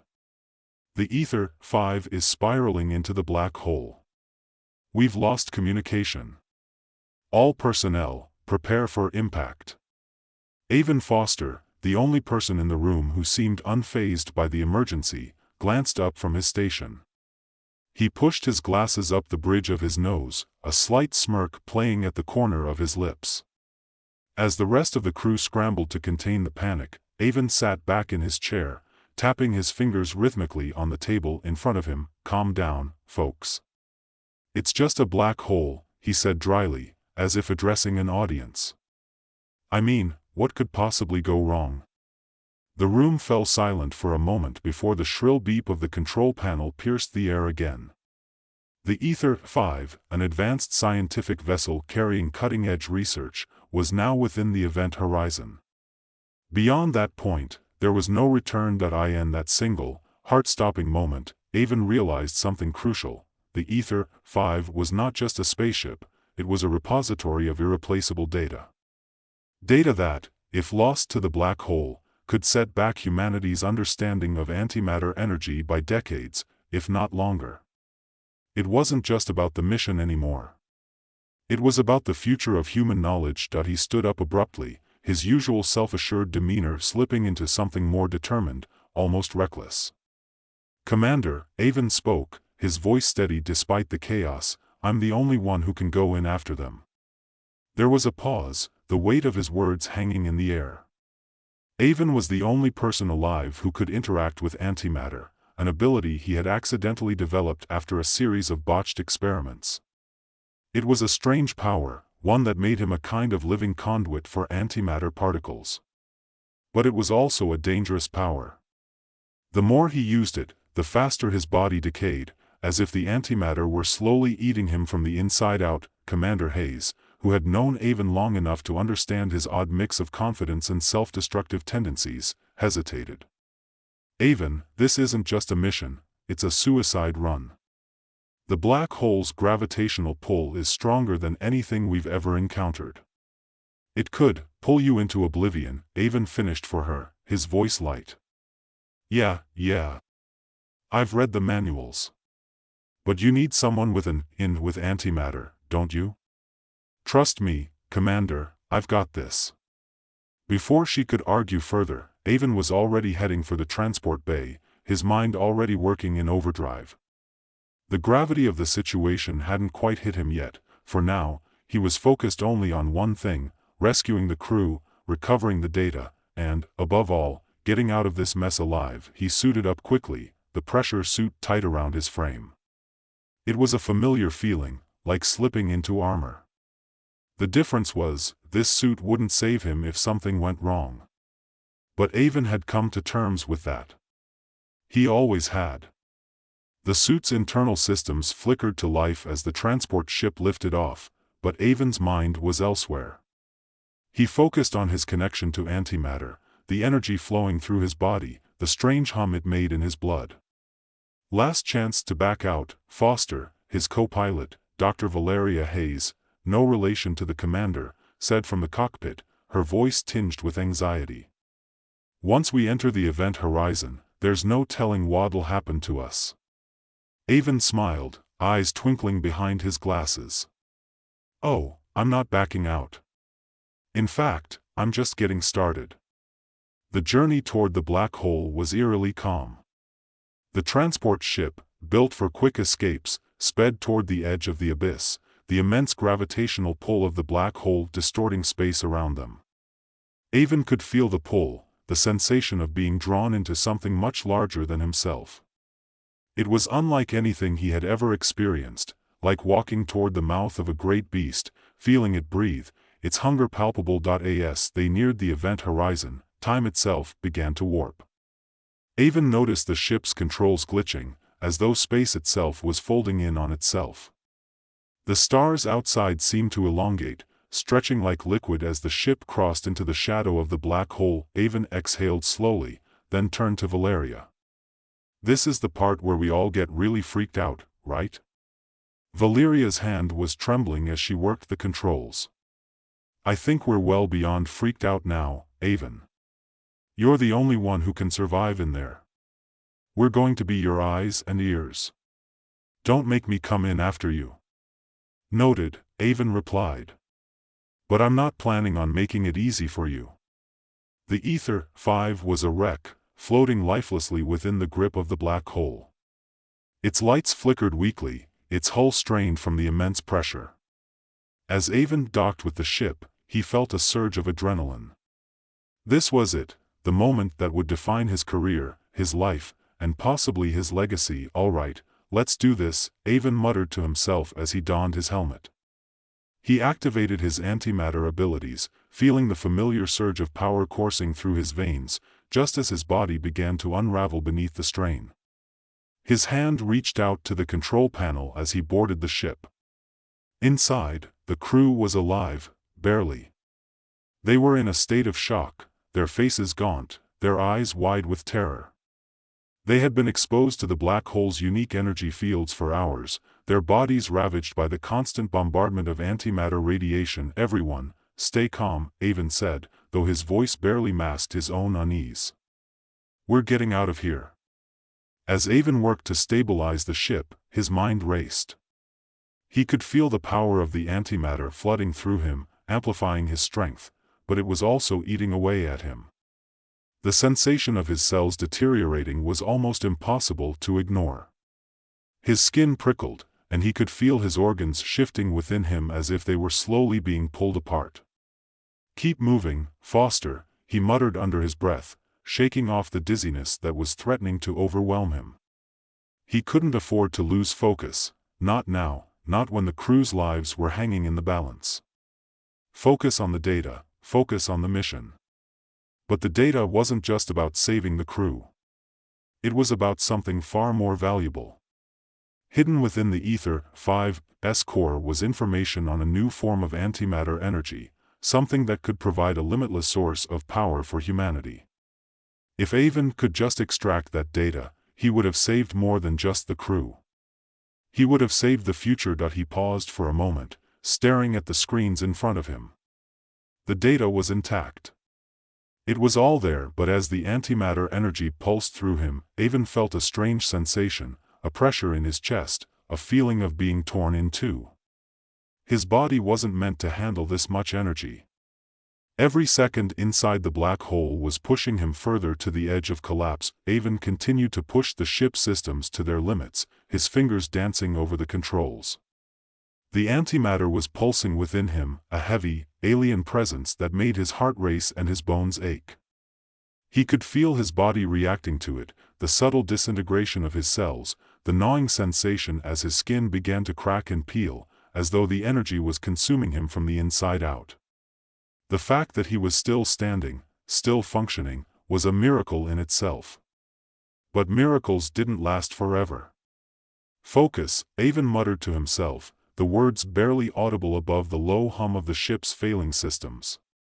His hands trembled slightly as he worked to stabilize the ship's antimatter generator, aware that time was running out. Every second inside the black hole was another second closer to his body being completely ravaged. If he didn't hurry, if he didn't get the crew and the data out of here, it wouldn't matter how much energy he had. There would be nothing left of him. The crew members were scattered throughout the ship, pale and haggard, their eyes wide with exhaustion and disbelief. They had been in the black hole's grip for far longer than they should have been, their bodies already showing signs of the extreme strain. Some of them could barely stand, let alone assist with the repairs. Avon couldn't blame them. He felt like he was a step away from becoming part of the ship himself, his own atoms slowly dissolving into the fabric of space, but despite the overwhelming odds, Avon couldn't help but crack a grin as he moved through the ship. This was what he was born for, being the person everyone turned to in a crisis, the one who did the impossible. Sure, the black hole might kill him, but not today. Not if he had anything to say about it. "Hang on tight," Avon called over his shoulder to the crew, forcing his voice to sound calm. "We're not done yet." He moved quickly through the vessel, every movement a careful calculation. Each jolt of the ship, each distortion of space, made his body feel like it was being stretched thinner. His muscles, already strained, began to cramp, and his head throbbed as the antimatter tore through him. His senses were on overload. Colors flickered around the edges of his vision, and sounds became distorted, like they were coming from far away. It was like walking through a nightmare where nothing was real, where time and space didn't behave the way they were supposed to. His mind was swimming in a sea of equations and theories, trying to piece together a plan. They needed to escape, and the only way to do that was to use the antimatter inside him, to fuel the ship's engines with the very energy that was killing him. But that was a risky proposition. It would take everything he had, and then some. He could feel it in the pit of his stomach, the unmistakable sense of a final decision approaching, one that would decide the fate of everyone on board. "Data secure," Avon called out, his voice rising slightly as he spoke into the comms. "We've got what we came for. Now let's get out of here." The crew members, some of whom had been too weak to speak before, managed to nod, their faces filled with a mix of relief and disbelief. They didn't fully understand what Avon was about to do, but they didn't have the strength to argue either. Avon's mind, however, was already several steps ahead. He could feel the antimatter in his body, an ever-growing pressure that was slowly but surely reaching the point where it would rupture his very cells. His skin felt tight, as if the very molecules inside him were threatening to tear free. The pull of the black hole was growing stronger, and the energy he had been absorbing was beginning to destabilize. He knew he didn't have much time left, but then, as if by some cosmic miracle, a new voice crackled through the comms. "Avon." He froze. The voice was familiar, too familiar. "Avon, can you hear me?" the voice repeated, more insistent now. Avon's breath caught in his throat. "Valeria," he whispered, hardly daring to believe it. The silence that followed was almost unbearable. He could hear the sound of his own heartbeat in his ears, the pounding rhythm of his pulse as he waited for the next words to come.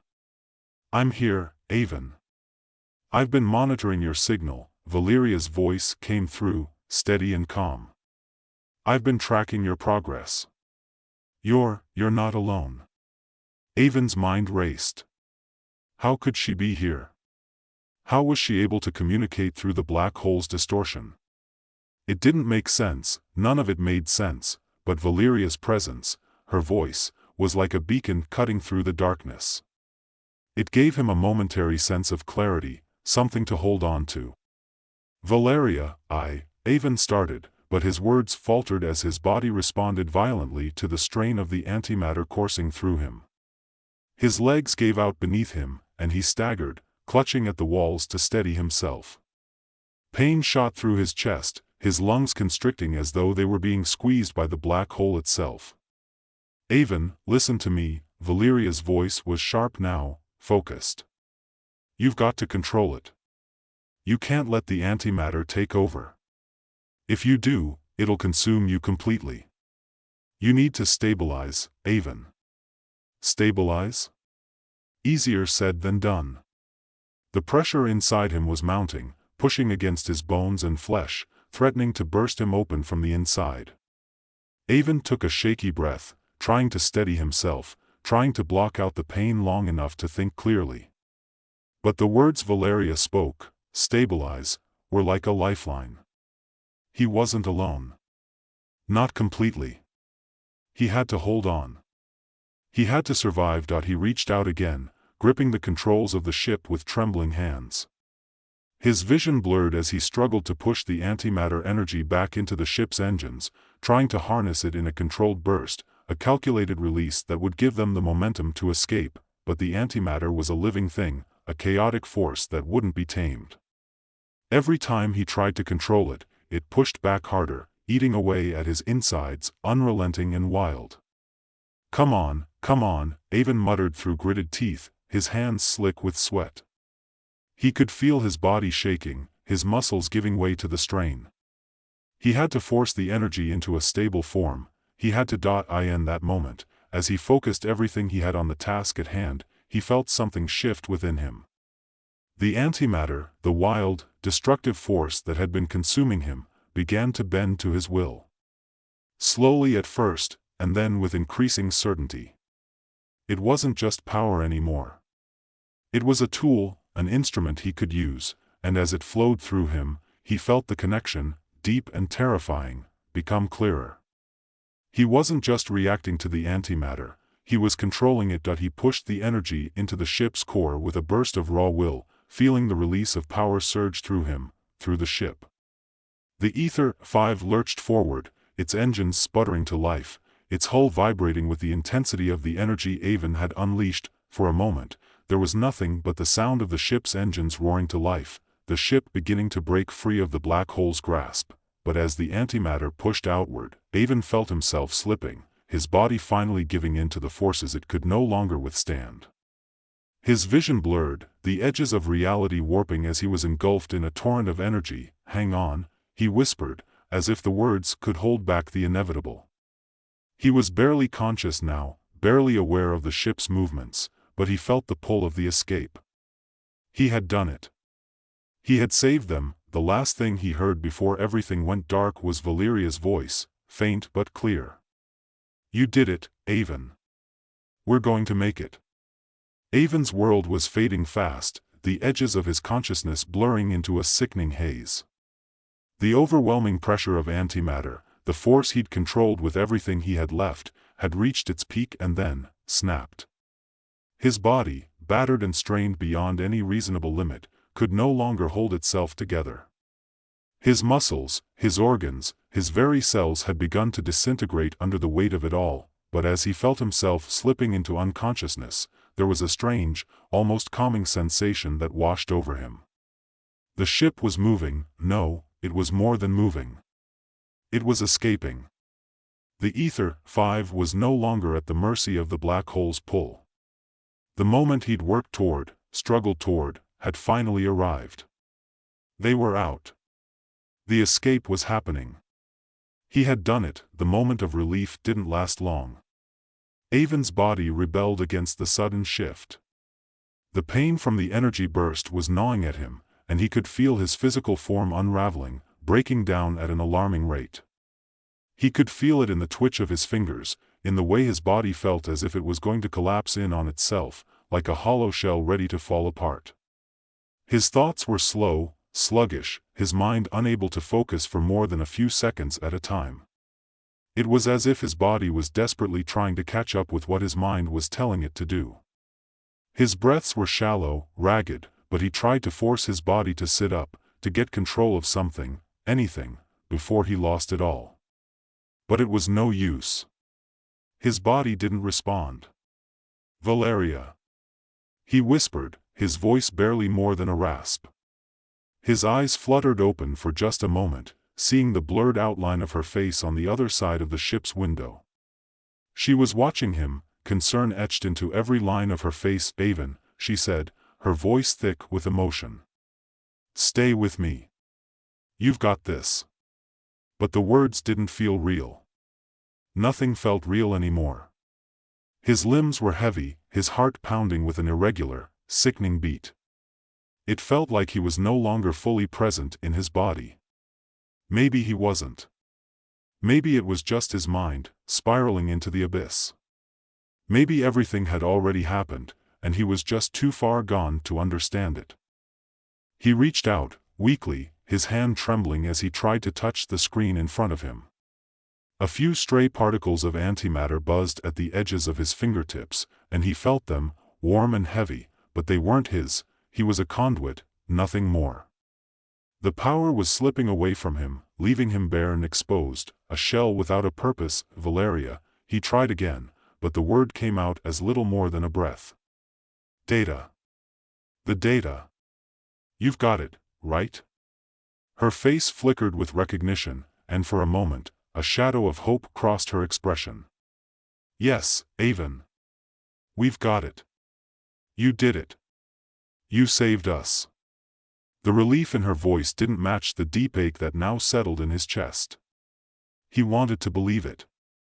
He wanted to feel the victory, the satisfaction of having succeeded, but it was all slipping away, lost in the haze of his failing body. "Avon," Valeria repeated, her voice more insistent now. "Listen to me. We're going to get you back. You're going to be fine. We're going to get you back to Earth." But Avon knew better. The Earth, his home, those were all just distant memories now. There was nothing he could do to stop it. His body was dying, and no matter how much he wanted to fight, he was past the point of no return. He could feel it in the way his heartbeat faltered, in the way his breath came slower and more erratic. He had spent so much time fighting against the inevitable, fighting to control something that was always meant to break him down, and now there was nothing left but the pull of gravity's final embrace. The pain intensified, and with it came the disorienting sensation that time itself had become fluid. Seconds stretched into minutes, and minutes collapsed into seconds. Avon was floating somewhere in between, his body no longer tethered to the physical world. It was just him now, alone with his thoughts. Images flickered through his mind, memories of his childhood, his days as a scientist, the experiments that had begun this entire journey. The faces of his family, his colleagues, and the long nights spent in his lab, chasing the unknown. He could feel their warmth, their laughter, their voices all fading like the last embers of a dying fire. He hadn't lived a perfect life, but he had lived it. He had made a difference. He had meant something, but now, that was all gone. He had become a part of the very thing that had almost claimed him, the antimatter, the black hole, the very forces that had been beyond his control. It had been a gamble from the beginning, one that he had been willing to take. Maybe it was just the scientist in him, the endless curiosity that pushed him to seek answers. Or maybe it was something more, something about the way he had always pushed the boundaries of what was possible. A soft, distant voice broke through his fading thoughts. Valeria again, her voice cutting through the fog. Avon, stay with me. Please, stay with me. But even as she spoke, Avon felt his connection to the world around him slipping. It wasn't that he couldn't hear her. He could hear her perfectly, but the sound felt distant, muffled, as if it was coming from another place entirely. His body felt light now, as though it no longer belonged to him, drifting away like particles in space. He couldn't fight it anymore. The next moment was a blur, a series of indistinct flashes, sounds, and sensations. He felt himself falling, his body weightless, suspended in the void. There was no black hole anymore, no pull, no gravity. He was no longer inside a ship or even inside his own body. He was just floating. Then there was nothing. It was hard to say exactly when the shift occurred. One moment, everything had been silent and still, and the next, there was a sense of movement, of time pressing forward once again. But Avon wasn't sure where he was or what was happening anymore. All he knew was that he was somewhere far away from everything, far away from the pain, from the desperation, from the antimatter. There was no pressure, no weight, no distortion. Just a quiet peace, as though time itself had finally taken a break. He opened his eyes, slowly, cautiously, as if waking from a dream. The first thing he saw was light, bright, comforting light. And then, a face. Familiar. Warm. Concerned. Avon. Valeria's voice was soft, gentle, like the first breath of dawn after a long night. You're alive. Avon blinked, disoriented, as the reality of the situation began to seep in. He was no longer in the black hole. He was back, somehow, impossibly, he was back. His body wasn't falling apart anymore. There were no cracks in his skin, no gnawing ache in his chest. He was alive, breathing, whole again. Valeria was sitting beside him, her expression one of disbelief and awe. Her hand rested gently on his, a connection that grounded him back to the world. You did it, she repeated, almost in a whisper. We made it back. Avon sat up slowly, feeling a rush of dizziness. It wasn't just the physical exhaustion. There was a depth to the weariness, a soul-deep tiredness that came from knowing he had come far too close to death, to never seeing the stars again. I didn't think I would, Avon muttered, his voice weak. I didn't think I could. Valeria smiled, though it was a bittersweet expression. You're a miracle. A living, breathing miracle. Avon turned his head, looking out the window, seeing the distant stars twinkling in the dark expanse of space. He could feel the hum of the ship's engines beneath him, but it all felt so surreal. How had he made it back? Had it all been a dream? Or was it something more? The data was safe. The crew was safe. And he was alive, somehow. The black hole, the antimatter, the battle within himself, it was all behind him now, but Avon knew one thing for certain: the universe had just gotten a little bit bigger. And somehow, he was still part of it. The cafe was unusually crowded for a Tuesday morning. Aiden didn't mind it though, he liked the energy. There was something oddly reassuring about the chaos of people bustling around, the soft hum of conversation blending with the hiss of the espresso machine. He had no idea why, but it made him feel like he belonged to something bigger, something that wasn't just him and his troublesome antimatter powers. Americano, please, Aiden said with a warm smile, sliding his card across the counter. The barista, a young woman with bright pink hair and a tattoo of a cat on her arm, took his card with a bored expression. She didn't seem interested in the fact that the man standing in front of her was practically a walking disaster waiting to happen. Aiden, for all his superpowers, had a terrible habit of tripping over his own feet and causing small explosions when his emotions got the better of him. "Name for the order?" she asked, barely looking up. "Aiden," he replied, too quickly. She paused for a second, her eyes narrowing. "Aiden, like the guy who—" No, not that Aiden," he interrupted, his voice cracking. "Not even close." She raised an eyebrow. "Right. Sure. Aiden. Got it." He smiled awkwardly and stepped aside, glancing around the cafe, hoping that the universe wouldn't decide to cause trouble today.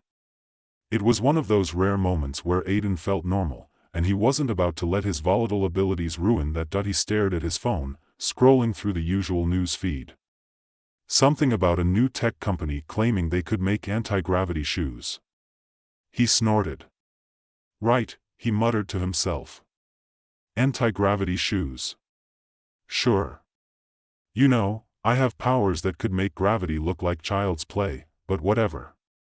As he tapped the screen idly, his phone vibrated, and a text from his old friend Lila popped up.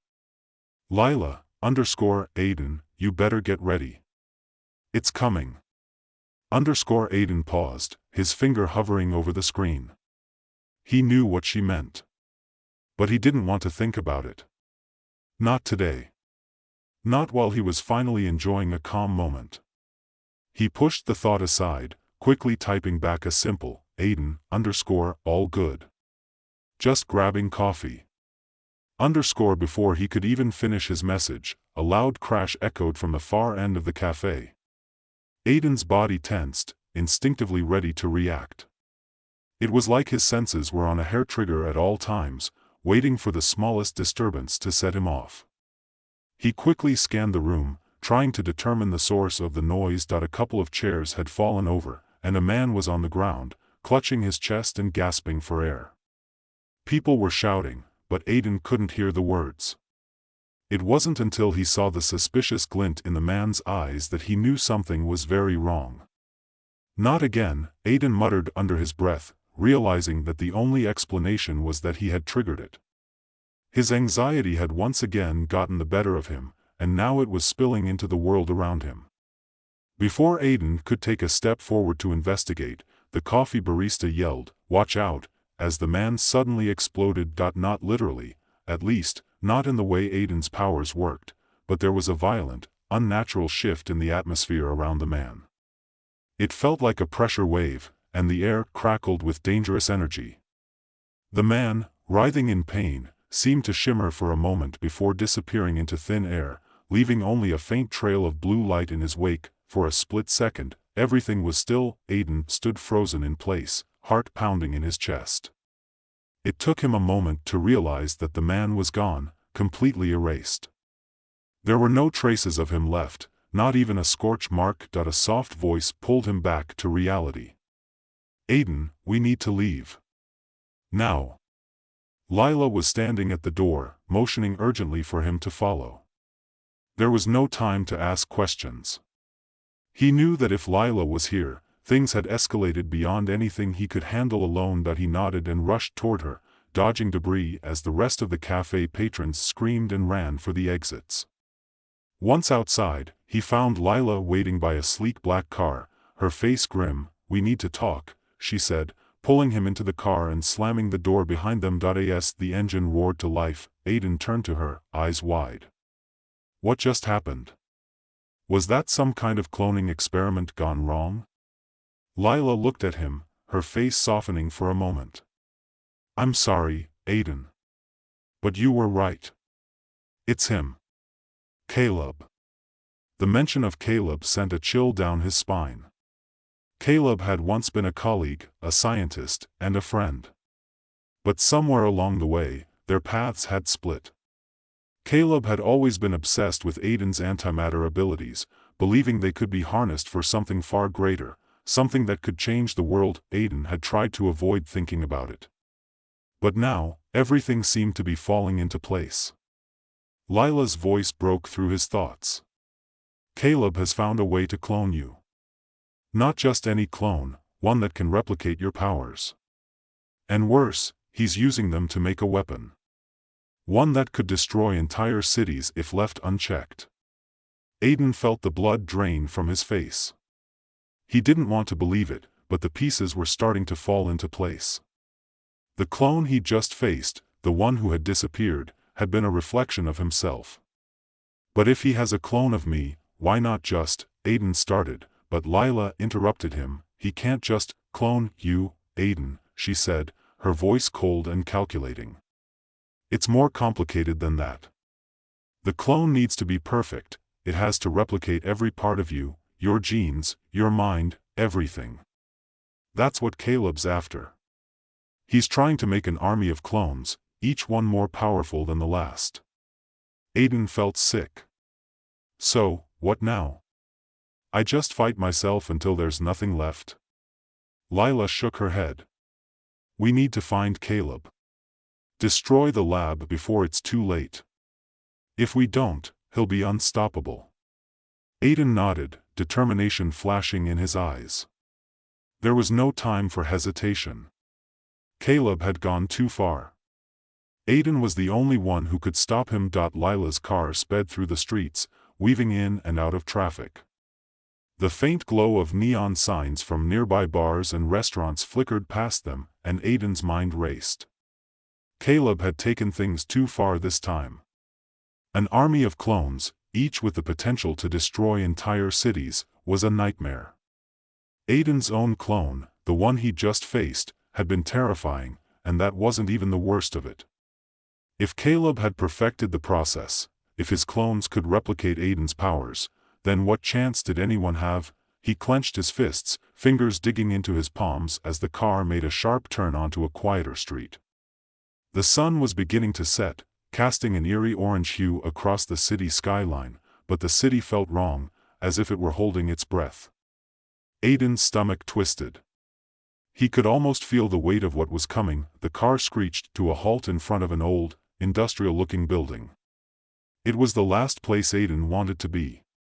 This wasn't just some warehouse or research lab, it was Caleb's private facility, the one they had once worked in together before Aiden had disappeared from the science scene. It was where they had tested the boundaries of Aiden's powers, before Caleb's obsession had turned into madness. Lila's voice cut through his thoughts. We're here. Stay focused. This won't be easy. Aiden nodded, pulling himself out of the car.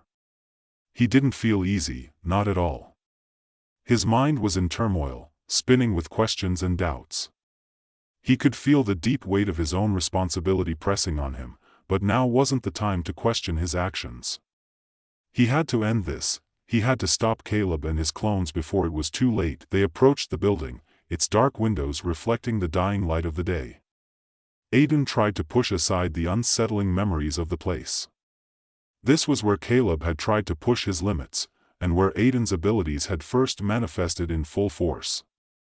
The moment his powers had broken through, it had changed everything. Aiden had known then that the world wasn't ready for someone like him. A soft beep came from Lila's wrist communicator, pulling Aiden back to the present. She glanced down at it, then at him. We're not alone. They know we're here. Aiden's heart skipped a beat. They. The clones. He could already feel the familiar, unsettling pull of his own powers, the static, the crackling sensation at the edge of his mind. He knew they were coming. There was no point in running now. Lila motioned for him to follow her. Let's move quickly. They snuck through a side door, the cool metal of the building giving off an unsettling echo as they stepped inside. The hallway stretched out before them, dimly lit by flickering fluorescent lights. The air smelled faintly of oil and concrete, the sterile scent of ALAB. They moved further inside. Aiden felt a ripple in the air, a subtle shift that sent his nerves on edge. The clones were close, and with every step he took, the tension in the air thickened. It was as if the building itself had a heartbeat. There's a security system, Lila murmured, pointing to a small control panel on the wall. I can override it, but it'll take a minute. Aiden stood guard, his eyes scanning the shadows. He could feel the energy of the place, the low hum that seemed to pulse from all around them. There was no doubt now. Caleb had been working here, not just on the clones but on something worse. He had unlocked something in the human genome, something that Aiden had never fully understood but feared nonetheless. The sound of footsteps echoed from the hallway behind them, and Aiden tensed. He didn't need to see who it was to know. His clone, the one he'd fought earlier, was closing in. "You ready?" Aiden whispered. Lila nodded, tapping a few buttons on the control panel. "Just keep them distracted." Aiden's heart pounded as he stepped forward, taking his position at the far end of the hall. He wasn't sure what was worse, the fear of facing himself or the reality that this clone might be even stronger than he was. It wasn't long before the first clone appeared.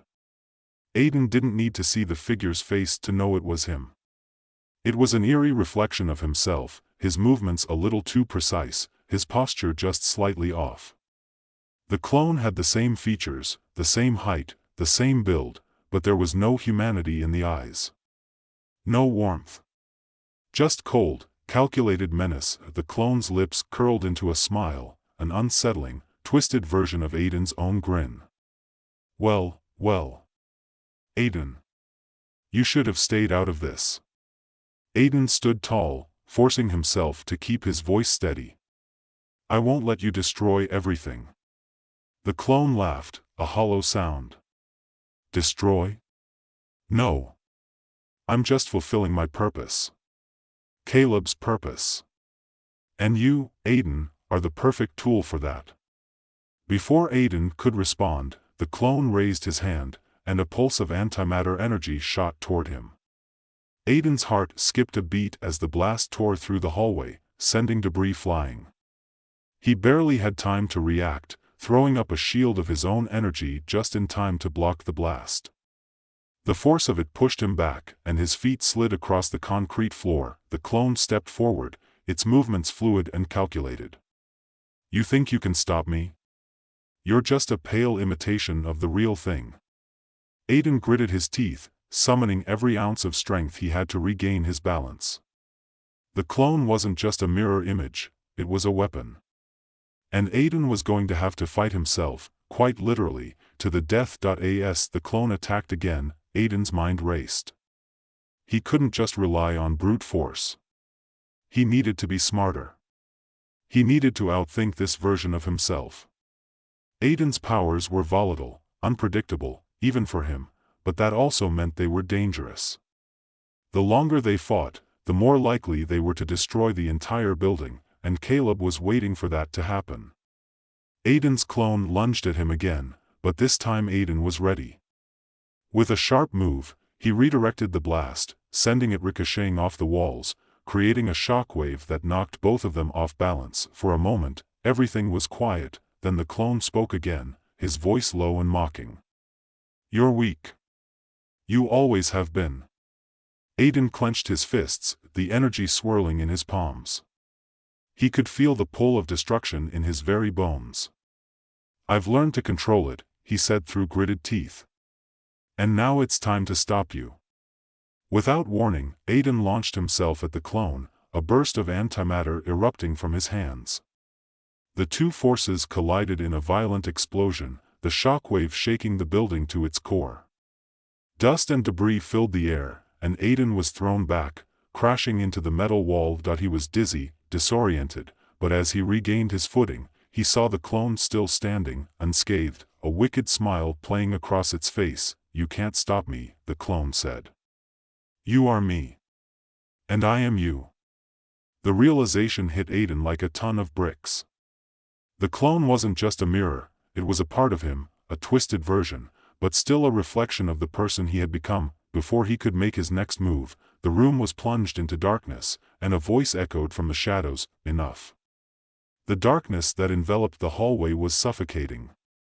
The only sound was the deep hum of the building's failing lights and the distant echoes of Aiden's labored breath. His senses were heightened, and every fiber of his being screamed for him to act. Caleb's voice, cold and menacing, reverberated off the walls. "Enough," the voice repeated, each word thick with power and finality.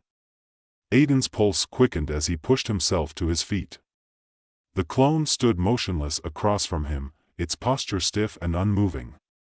There was no way to know where Caleb was hiding in the shadows, but Aiden could feel the scientist's presence like a weight pressing against his chest.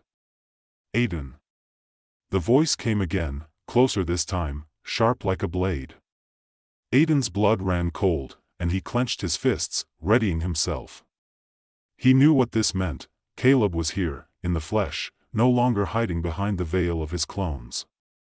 "I've been waiting for this moment," Caleb's voice echoed once more. "You don't understand what you're dealing with." Aiden's mind spun as he tried to gather his bearings. The clone had taken a step back, as though awaiting some cue, while the shadows seemed to pulse with an ominous energy, almost alive. The static in the air was unbearable, the same sensation that Aiden had felt when the first clone attacked. Only now, it felt like the entire building was charging with energy, the power waiting to explode. "I understand perfectly, Caleb," Aiden said, his voice steady but filled with barely contained rage. "I understand that you've taken something I've worked my whole life to control and twisted it into a weapon. You've cloned me, manipulated my abilities to create a monster. You've made me the enemy of the world." Caleb stepped out from the shadows, a figure both familiar and alien. His face was gaunt, eyes wild with obsession, his hair tangled and unkempt. He looked almost more machine than man, as if the years of experimentation had hollowed him out. His eyes gleamed in the dim light as he looked at Aiden. "No, Aiden. You misunderstand. I've created the future. The clones, your clones, are the next step in evolution. They will become the perfect beings, beings who will shape the world in a way you never could." Caleb's voice was slow, deliberate, as though he were explaining the simple truth of the universe. "Your power, your instability, your potential, they all belong to me now." Aiden swallowed his rising fury, trying to keep his focus. The air was electric, crackling with energy. His body was tense, every muscle locked, ready for the fight. His clone took a step forward, matching his stance, mimicking every movement with unsettling precision. "You're not the future, Caleb. You're a madman, a destroyer." Aiden spat, his voice laced with venom. For a moment, there was only silence. Caleb stared at Aiden as though the words hadn't even registered, and then, a smile slowly curled on his lips. "You still don't get it, do you?" "It's not about destruction," Caleb said, his voice dripping with cold confidence. "It's about control. About mastery. I'll take everything you are, everything you've ever been, and make it better." Aiden's body stiffened. He had to end this. He couldn't let Caleb win. This was the moment. With a surge of energy, Aiden threw himself at the clone, his hands crackling with antimatter as he slammed them forward, aiming directly for his counterpart. The clone didn't move, didn't flinch. It was too perfect, too fast, too in sync with Aiden's every move. A blinding pulse of energy exploded between them, sending shockwaves through the building. The walls trembled as the air itself seemed to fold in on itself. Aiden struggled to maintain control, his powers surging beyond his grasp, his every instinct telling him to destroy, to burn it all. But then, something shifted, an odd feeling, like the pull of gravity had reversed, or time itself had bent. His power was being mirrored, fought against by its perfect reflection. For the first time in his life, Aiden felt weak. The clone's body absorbed the force of his attack effortlessly, shifting its stance like a dancer, fluid, controlled. Aiden recoiled, only for the clone to step forward again, matching his every move as though it were one step ahead, reading his mind. Aiden was trapped in the cycle of his own design. His powers were beyond his control, and every action he took was reflected back at him with equal force. The clone didn't hesitate. It was him at his worst, at his most destructive. Caleb watched with a mixture of pride and anticipation, his cold eyes following the battle with unsettling focus. "You see, Aiden? You're not just fighting me. You're fighting yourself." The words hit harder than any punch. The clone raised its hand, and Aiden braced himself for the inevitable blast of energy. But before it could hit, someone, intervened. Lila, she appeared from the shadows, a small device clutched in her hands. She flicked a switch, and a pulse of white light shot through the room, creating a barrier of energy that interrupted the clone's attack. The clone staggered back, momentarily disoriented. "Aiden, get out of there!" Lila shouted, her voice strained with urgency. Aiden didn't hesitate. He surged forward, grabbing the collar of his clone's jacket and pulling him into a headlock. He could feel the same energy flowing through them both, the crackling hum of antimatter. The clone grunted in frustration but didn't fight back. It knew that every move it made was countered before it could even complete the action. It was time. With a grunt of effort, Aiden slammed the clone into the ground, his fist landing on the concrete with a burst of energy that fractured the floor beneath them. For a brief moment, the room was still. Then, without warning, the clone exploded upward, throwing Aiden off as it launched a shockwave of energy into the air. The force sent Aiden sprawling backward, his body slamming against the metal wall. He was hurt, disoriented, but he wasn't finished. Aiden's chest heaved as he took a few deep breaths, pushing himself back to his feet. His mind was clear now. The clone wasn't just a reflection, it was an adversary, a threat. But more importantly, it was proof that he could do this. Caleb's voice cut through the room again, filled with rage. "You really think you can stop this? You're nothing more than a glorified science experiment, Aiden. And now you're out of time." Aiden turned to face Caleb, the weight of his powers heavy in his chest. "I don't have to stop this alone," he said. He didn't need to, he had something Caleb didn't, the ability to change, to grow. His powers might be unpredictable, but they weren't just a weapon, they were his responsibility. He didn't have to fight for control anymore. He had to fight for the future. The final showdown came without warning. Aiden pushed forward, using his powers not as a weapon, but as a shield. The blast from his clone met his energy field, the force of their combined power creating a barrier that shook the building to its foundations. The antimatter energy collided in a violent crescendo, but this time, Aiden held his ground. The pulse of destruction reverberated through the lab, but it was his will that contained it. In a flash, the explosion was gone, leaving only a ruined room and the sounds of silence. The clone lay motionless on the ground, and Caleb stood frozen, his face a mask of disbelief. Aiden's chest was still rising and falling with exertion, but the fight was over. Caleb didn't speak again. There was nothing left to say, the world was safe, for now. Evan Myers sat at his desk, surrounded by the disarray of old research papers, half-finished experiments, and a growing pile of empty coffee cups. His office, nestled in a corner of the university's physics department, was a chaotic reflection of his mind, unruly, cluttered, and always buzzing with 1,000 theories. It had been days since he last slept properly, but he didn't care. Today, he was onto something. Something big. A string of numbers blinked on his computer screen, accompanied by the sound of tapping keys.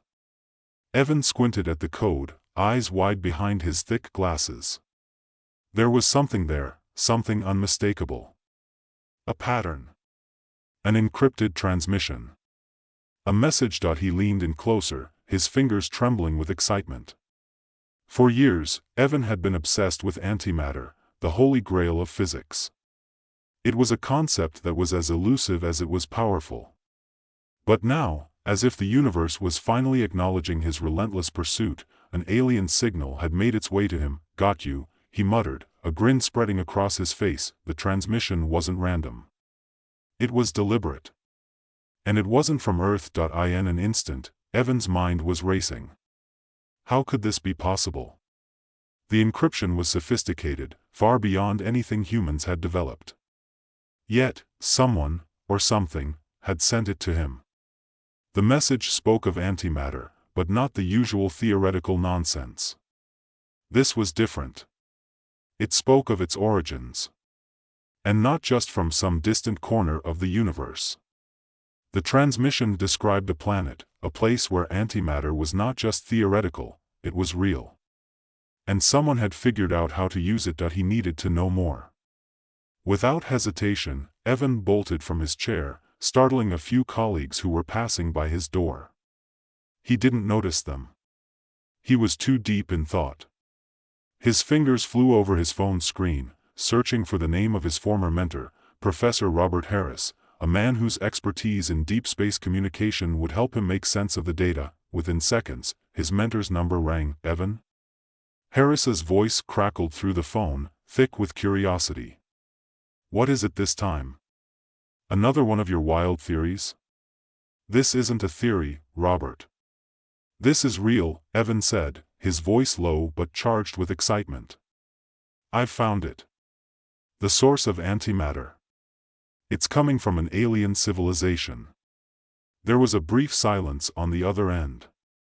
Evan could hear the shuffle of papers and the hum of a nearby machine as Harris processed the information. Finally, the professor spoke again, his voice now tinged with skepticism. All right. Show me. But this better not be another one of your eccentric ideas. Evan barely registered the sarcasm.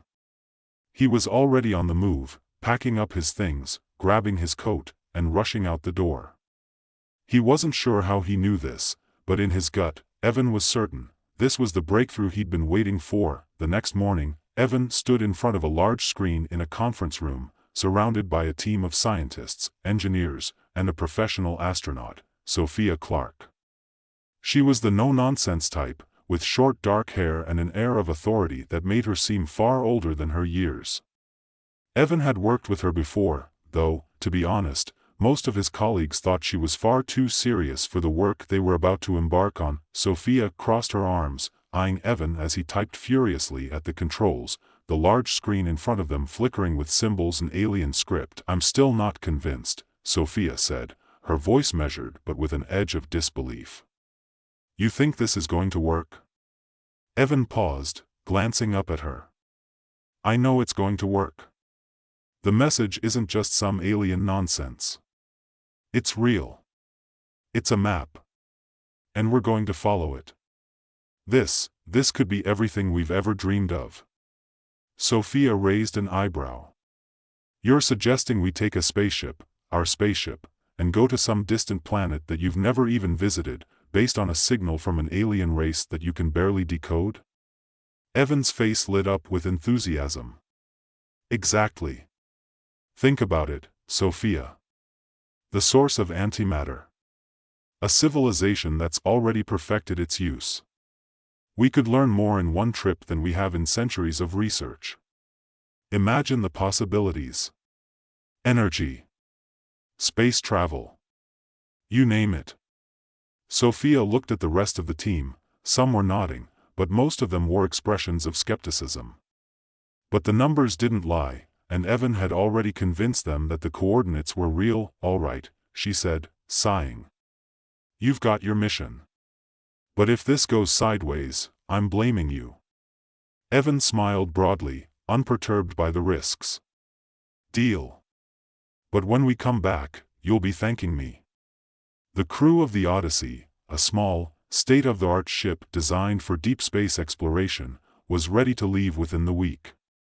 Evan had the coordinates, the alien map now partially decoded, and a crew of brilliant, if skeptical, minds willing to follow him into the unknown. As they prepared for launch, Evan couldn't help but feel a sense of excitement. This was the kind of adventure he had dreamed of since he was a kid, staring up at the stars. He was about to step into the unknown, to chase down the answers to the biggest questions of the universe. The scientists and engineers had their doubts, but none of them could hide the spark of curiosity in their eyes. After all, no one had ever found antimatter in this form before. No one had ever even come close. Sophia, though, had one final warning as they suited up in their space gear. You keep saying this is real, she said, voice softening just slightly. But remember, we're going into the unknown. It's not just about discovery. It's about survival. Evan looked her in the eyes, his confidence unwavering. We'll survive. We're not just chasing some alien fairy tale, Sophia. We're chasing the future. Days later, as the Odyssey launched from Earth's orbit, the hum of the engines echoed through the ship's halls. The stars stretched before them, endless and unyielding. In the quiet hum of the ship, Evan's mind raced. The message had promised much, too much, perhaps. But this was real. He knew it. They were on their way to a world that had mastered antimatter, to a civilization that had unlocked its power and lived to tell the tale. Or so he hoped. The journey was long, and the silence between Evan and the rest of the crew was almost unbearable. They had their tasks to do, calibrating instruments, preparing for the unknown, and trying to decipher the rest of the alien transmission. But Evan kept his focus, staring out at the infinite expanse of space. Then, after weeks of travel, the Odyssey finally entered the outer orbit of the alien planet. Zyphora. It was a world unlike any Evan had imagined.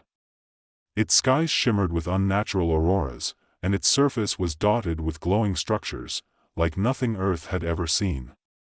The planet appeared desolate, its cities abandoned. But something in the air seemed to call to them. Something hidden, something ancient. Evan stood at the observation window, breath catching in his throat. This was it. They had arrived. A sudden knock on the door broke his trance. Sophia's voice came through the intercom. "We're approaching the surface. You ready?" Evan turned, his heart pounding. Absolutely. As the Odyssey descended through the atmosphere of Zyphora, the reality of their mission settled in. They weren't just explorers anymore. They were about to meet the aliens who had solved the greatest energy problem in history, and, perhaps, the aliens were about to find something even more dangerous in return. As the Odyssey descended through the swirling clouds of Zyphora, Evan's heart raced. Outside the observation window, the alien world stretched out before them in a mesmerizing cascade of lights and colors, too beautiful to be real. The surface of the planet shimmered with an eerie glow, as if the very land itself was alive, pulsing with energy. The ship's hull groaned as they pushed through the atmosphere, the quiet hum of the engines barely audible over the rush of adrenaline that filled Evan's veins. Sophia's voice crackled through the intercom again, more urgent this time. "We're entering the landing zone. Prepare for touchdown." Evan's fingers tightened on the armrest, his breath quickening as they neared the surface. He glanced over at the rest of the crew. Each of them, like him, was both excited and uneasy. No one knew exactly what they would find on Zyphora, but they had come too far to turn back now. "Focus," Sophia continued. "Get ready for anything." The ship jolted slightly as it made contact with the ground, sending a tremor through the crew. Evan couldn't stop himself from looking out the window again. The landscape of Zyphora seemed to ripple with an otherworldly energy, as though it were alive, responding to their arrival. Massive structures loomed in the distance, high, sleek towers that seemed to grow directly from the planet's surface, their surfaces glowing faintly with bioluminescent patterns. The landing gear hissed as it settled into place. Outside, the planet was quiet, save for the distant hum of energy coursing through the landscape. There were no signs of life, no bustling crowds or cities filled with alien creatures. Just eerie, magnificent silence. The crew moved quickly, donning their helmets and securing their gear. Sophia was the first to step out of the ship, her boots crunching softly on the alien terrain as she surveyed the surroundings. Evan followed closely, the chill of the air biting at his face as he stepped onto the surface of Zyphora. He felt something stir deep within him. It wasn't just the thrill of discovery, it was something else. A sense of awe, yes, but also an underlying unease. Something about this planet felt wrong. Not dangerous, necessarily, but something in the way the air hummed, the way the ground seemed to pulse beneath their feet, sent a shiver down his spine. "Stay close," Sophia's voice broke through his thoughts. She had already begun scanning the area with her equipment, her eyes narrowing as she studied the surroundings. Evan snapped out of his reverie and looked around. There were strange plant-like structures growing from the ground, their tendrils curling toward the sky, glowing with an eerie blue light. The air smelled faintly of something sweet, almost sickly sweet, like the scent of a flower that was too perfect, too controlled. We should find the source of the signal, Evan said, his voice a little too eager, even for him. The transmission came from somewhere here. It's not just random. Sophia nodded, her gaze shifting toward a distant structure, a massive building that loomed in the horizon, taller than any skyscraper Evan had ever seen. It was unlike anything humans had built. Sleek, metallic, with sharp angles and curves that seemed to defy conventional engineering. And it was glowing. The light coming from it pulsed in rhythmic waves, like a heartbeat. Let's move, Sophia said, already taking the lead. And keep your wits about you. We don't know what we're dealing with here. The crew followed her, their steps quiet in the stillness of the alien world. Every movement felt amplified, as if the planet itself were watching them. The closer they got to the glowing structure, the more intense the feeling became, but Evan couldn't shake the sense that they were being drawn toward it, like moths to a flame. He kept glancing over his shoulder, half expecting something to emerge from the shadows, but the landscape remained eerily empty. The structure towered over them now, casting a long shadow over the ground as they approached. Its surface was smooth, like polished metal, but also somehow organic, alive. Strange symbols were etched into the walls, shimmering with the same bioluminescent glow.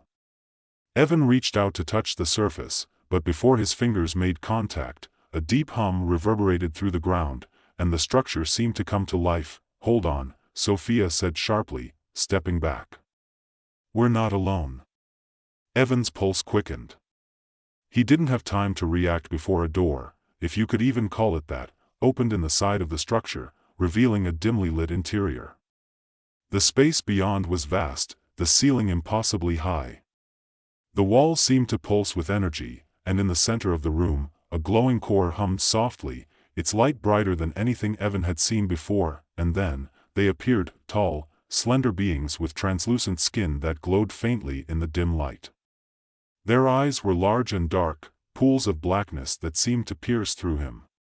They had no visible mouths, but when they spoke, their voices echoed inside Evan's mind, clear and calm. You have come, one of them said, its voice like a song, its presence overwhelming. Evan took a step back, his heart pounding in his chest. He wasn't sure what to say. He had expected something, but not this. These creatures were nothing like the humans he'd known, or any alien he had imagined. They were serene, their movements graceful and deliberate, as if everything they did was part of some larger design. They didn't seem dangerous, but the power radiating from them was palpable. We've come to learn, Evan said, his voice steady despite the turmoil inside him. We decoded a transmission. A signal. We believe it's from your civilization. The creature before him tilted its head slightly, its dark eyes never leaving him. You seek the source of antimatter, it said, as though it already knew. Evan's breath caught in his throat. Yes, he said, barely able to form the words. We've been studying it. For years. But we can't fully understand its potential. We need to know how you've mastered it. The alien's gaze shifted toward the glowing core in the center of the room, then back to Evan. Antimatter, it said, its voice carrying a weight of centuries, was never meant to be understood. It was meant to be used. But we have come to understand that which we should never have tried to control. A chill ran down Evan's spine as the words settled into him. Something about them felt like a warning. What do you mean? He asked, his curiosity growing despite the unease that had begun to settle in his chest. The path we took, the alien continued, led us to a great discovery, but at a cost. Our civilization is crumbling. The antimatter we harnessed is no longer enough. We are dying. And we fear you will make the same mistakes we did. Evan stared at the creature, his mind reeling. The weight of its words struck him harder than any equation he had ever solved. They weren't just offering knowledge, they were offering a warning. A glimpse into a future that might await humanity if they, too, pushed the boundaries of science too far. But Evan's voice faltered. How did you survive so long? You must have found a way to contain it. We did, the alien replied, its voice heavy with regret. But all things come to an end. Our resources are depleting. The antimatter we have used to sustain us is running out. The very fabric of our world is unraveling. We can no longer sustain the power we once had. Evan felt a pit form in his stomach. The weight of what the alien was saying was impossible to ignore. They had solved antimatter, mastered it, and yet it had led them to this, an unstoppable decline. Is there nothing we can do? Evan asked, almost whispering, as if speaking too loudly might make the truth more unbearable. The alien's eyes softened, and a ripple of sorrow passed through its gaze. You must find another way. The power you seek must not be taken without understanding the consequences. Your species may yet have a chance, but only if you learn from our mistakes. Sophia, who had been silent up until now, stepped forward, her voice cutting through the stillness. You're saying we should abandon the search for antimatter? The alien looked at her, its gaze unreadable. Not abandon it, it said. Learn from it. Use it wisely. Or face the same end. The room grew silent, the hum of the core the only sound filling the air. Evan was left staring at the alien, the enormity of its words sinking deep into him. They had found the source of antimatter, but it came with a price. The truth, as always, was far more complicated than he had ever imagined, and as the door behind them began to close, Evan knew that the true discovery had just begun. The door closed behind them with a soft hiss, leaving the crew standing in the dim light of the alien structure. Evan felt a sense of vertigo, as if the ground beneath him had shifted, and the weight of the conversation they had just had was pressing down on him like a physical force. The words of the Altherian still rang in his mind, learn from our mistakes. Use it wisely. Or face the same end. The air felt heavier now, more oppressive, as though the planet itself were watching them. He could hear Sophia's steady breathing beside him, the slight rustle of her suit as she shifted on her feet. The others were silent, each processing what they had just heard in their own way. The hum of the core still resonated through the room, but it no longer sounded like a beacon of discovery. It now felt like a countdown. Evan's mind raced. How could they learn from the Altherian's mistakes? He had always seen antimatter as the key to limitless energy, the solution to humanity's energy crisis. But now, faced with the reality that mastering such power could bring a civilization to its knees, Evan was unsure. He had crossed a line. The questions that had driven his life for years now felt dangerously naive. Could humanity handle it? Could anyone handle it? Sophia broke the silence, her voice cutting through the tension. What now, Evan? He blinked, shaking himself out of his thoughts. The question was simple, but the answer was anything but. He had come here seeking answers, but the answers were not what he had expected. We need to understand more, Evan said, his voice wavering only slightly. The Altherians aren't wrong. The power of antimatter, it's far more dangerous than we realized. We need to study their containment systems. Understand how they were able to harness it for so long without destroying themselves. But we also need to find out why their resources are depleting. We could learn everything they know, but how do we even begin to understand their technology? Sophia asked, her brow furrowed. Evan looked at her, the question hanging in the air between them. The technology they were dealing with was so far beyond anything humanity had achieved, it felt almost like a dream. But then again, they had decoded the signal and found this place. They had done the impossible before. He had no choice but to push forward. We'll start by studying their infrastructure, Evan said, more confidently now. Their reactors, their energy sources. They've got answers, and we'll find them. Sophia nodded, but Evan could see the doubt in her eyes. She didn't trust the aliens, and he couldn't blame her. These beings had warned them, but they had also extended an olive branch, giving them the chance to learn and to grow. There was so much to take in, so much to process. They spent the next few hours traversing the strange, labyrinthine halls of the structure. The Altherians had shown them to a large chamber that housed their main reactor, a massive orb of pulsing light and energy at the center of the room.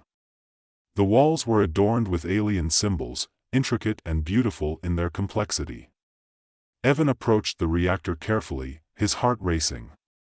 The room buzzed with energy, and the air around the core seemed to shimmer, as though the very space was alive. This was it, the heart of the Altherian power. But as he stepped closer, the reality of the situation hit him. The Altherians had built this. They had made this thing to fuel their civilization, but now it was failing. The signs were there, flickering lights, the subtle tremors in the air, the faint crackling sounds from the core. Something was wrong. The energy that had once sustained them was running dry. This is it, Evan whispered, almost to himself. This is where it all falls apart. Sophia stepped up beside him, studying the reactor with a calculating eye. We need to figure out what went wrong. If we can understand why this is failing, maybe we can find a solution. The team spread out, each member scanning different parts of the room, collecting data, and examining the alien technology. Evan felt his mind working overtime, piecing together fragments of information from the Altherians' warnings and the vast amounts of data they were collecting. But as much as he tried, something was missing. "What's this?" one of the engineers, Martin, called out from across the room. Evan rushed over to him, heart pounding. Martin was standing by a large console embedded in the wall, his fingers hovering over a series of alien buttons and switches. There was a panel next to him, its surface cracked and darkened as if it had been damaged. But the most interesting part was the display, an empty graph, a line fluctuating sporadically, but with a clear downward trend. "This looks like an energy consumption graph," Martin said, frowning. "But it's showing a decrease, a sharp one. The system is using less and less energy. Something's pulling it all away." Evan's eyes widened as the implications hit him. "This is the depletion they were talking about," he said, his voice quiet with realization. "Their entire energy network is failing." "But why?" Sophia, having noticed the same display, was already moving closer. "It's not just a malfunction, is it? It's something systemic." Evan shook his head, a sense of dread creeping into him. "This reactor is connected to the planet's core somehow. If it's drawing energy from it, and that core is running out of power, the planet itself is dying," Sophia finished, her tone grim. Evan's heart sank. The Altherians hadn't just been facing a crisis, they had been living with it for centuries, unaware that their very way of life was unsustainable. And now, Evan realized, they were trapped. The antimatter they had so carefully perfected had become both their blessing and their curse. It was what had powered their civilization, but it had also drained the planet of its resources. And now it was too late to stop the inevitable. "We need to get to the core," Evan said, his mind racing. "If we can stabilize the flow of energy, maybe we can help them." Sophia looked at him, her face a mixture of disbelief and determination. "You really think we can fix it? We don't even know how their systems work." "We'll figure it out," Evan said, trying to sound confident. "If we can stop the drain on their core, we might have a chance to prevent the collapse." They moved quickly, following the directions the Altherians had given them, descending deeper into the structure. The corridors grew darker as they went, the hum of the core fading in the distance. It was an eerie, oppressive silence, and Evan could feel his nerves begin to fray. This wasn't just a scientific expedition anymore. This was a race against time. Finally, they reached the center of the facility, a vast chamber that stretched impossibly high. In the center, a massive energy conduit ran from the reactor to the planet's core. It was like a gigantic vein, pulsating with energy, but the flow was irregular. The energy was slipping through the cracks, like water escaping from a leaking dam. Evan approached the conduit, his breath shallow. "This is it," he murmured. "We need to stabilize the flow."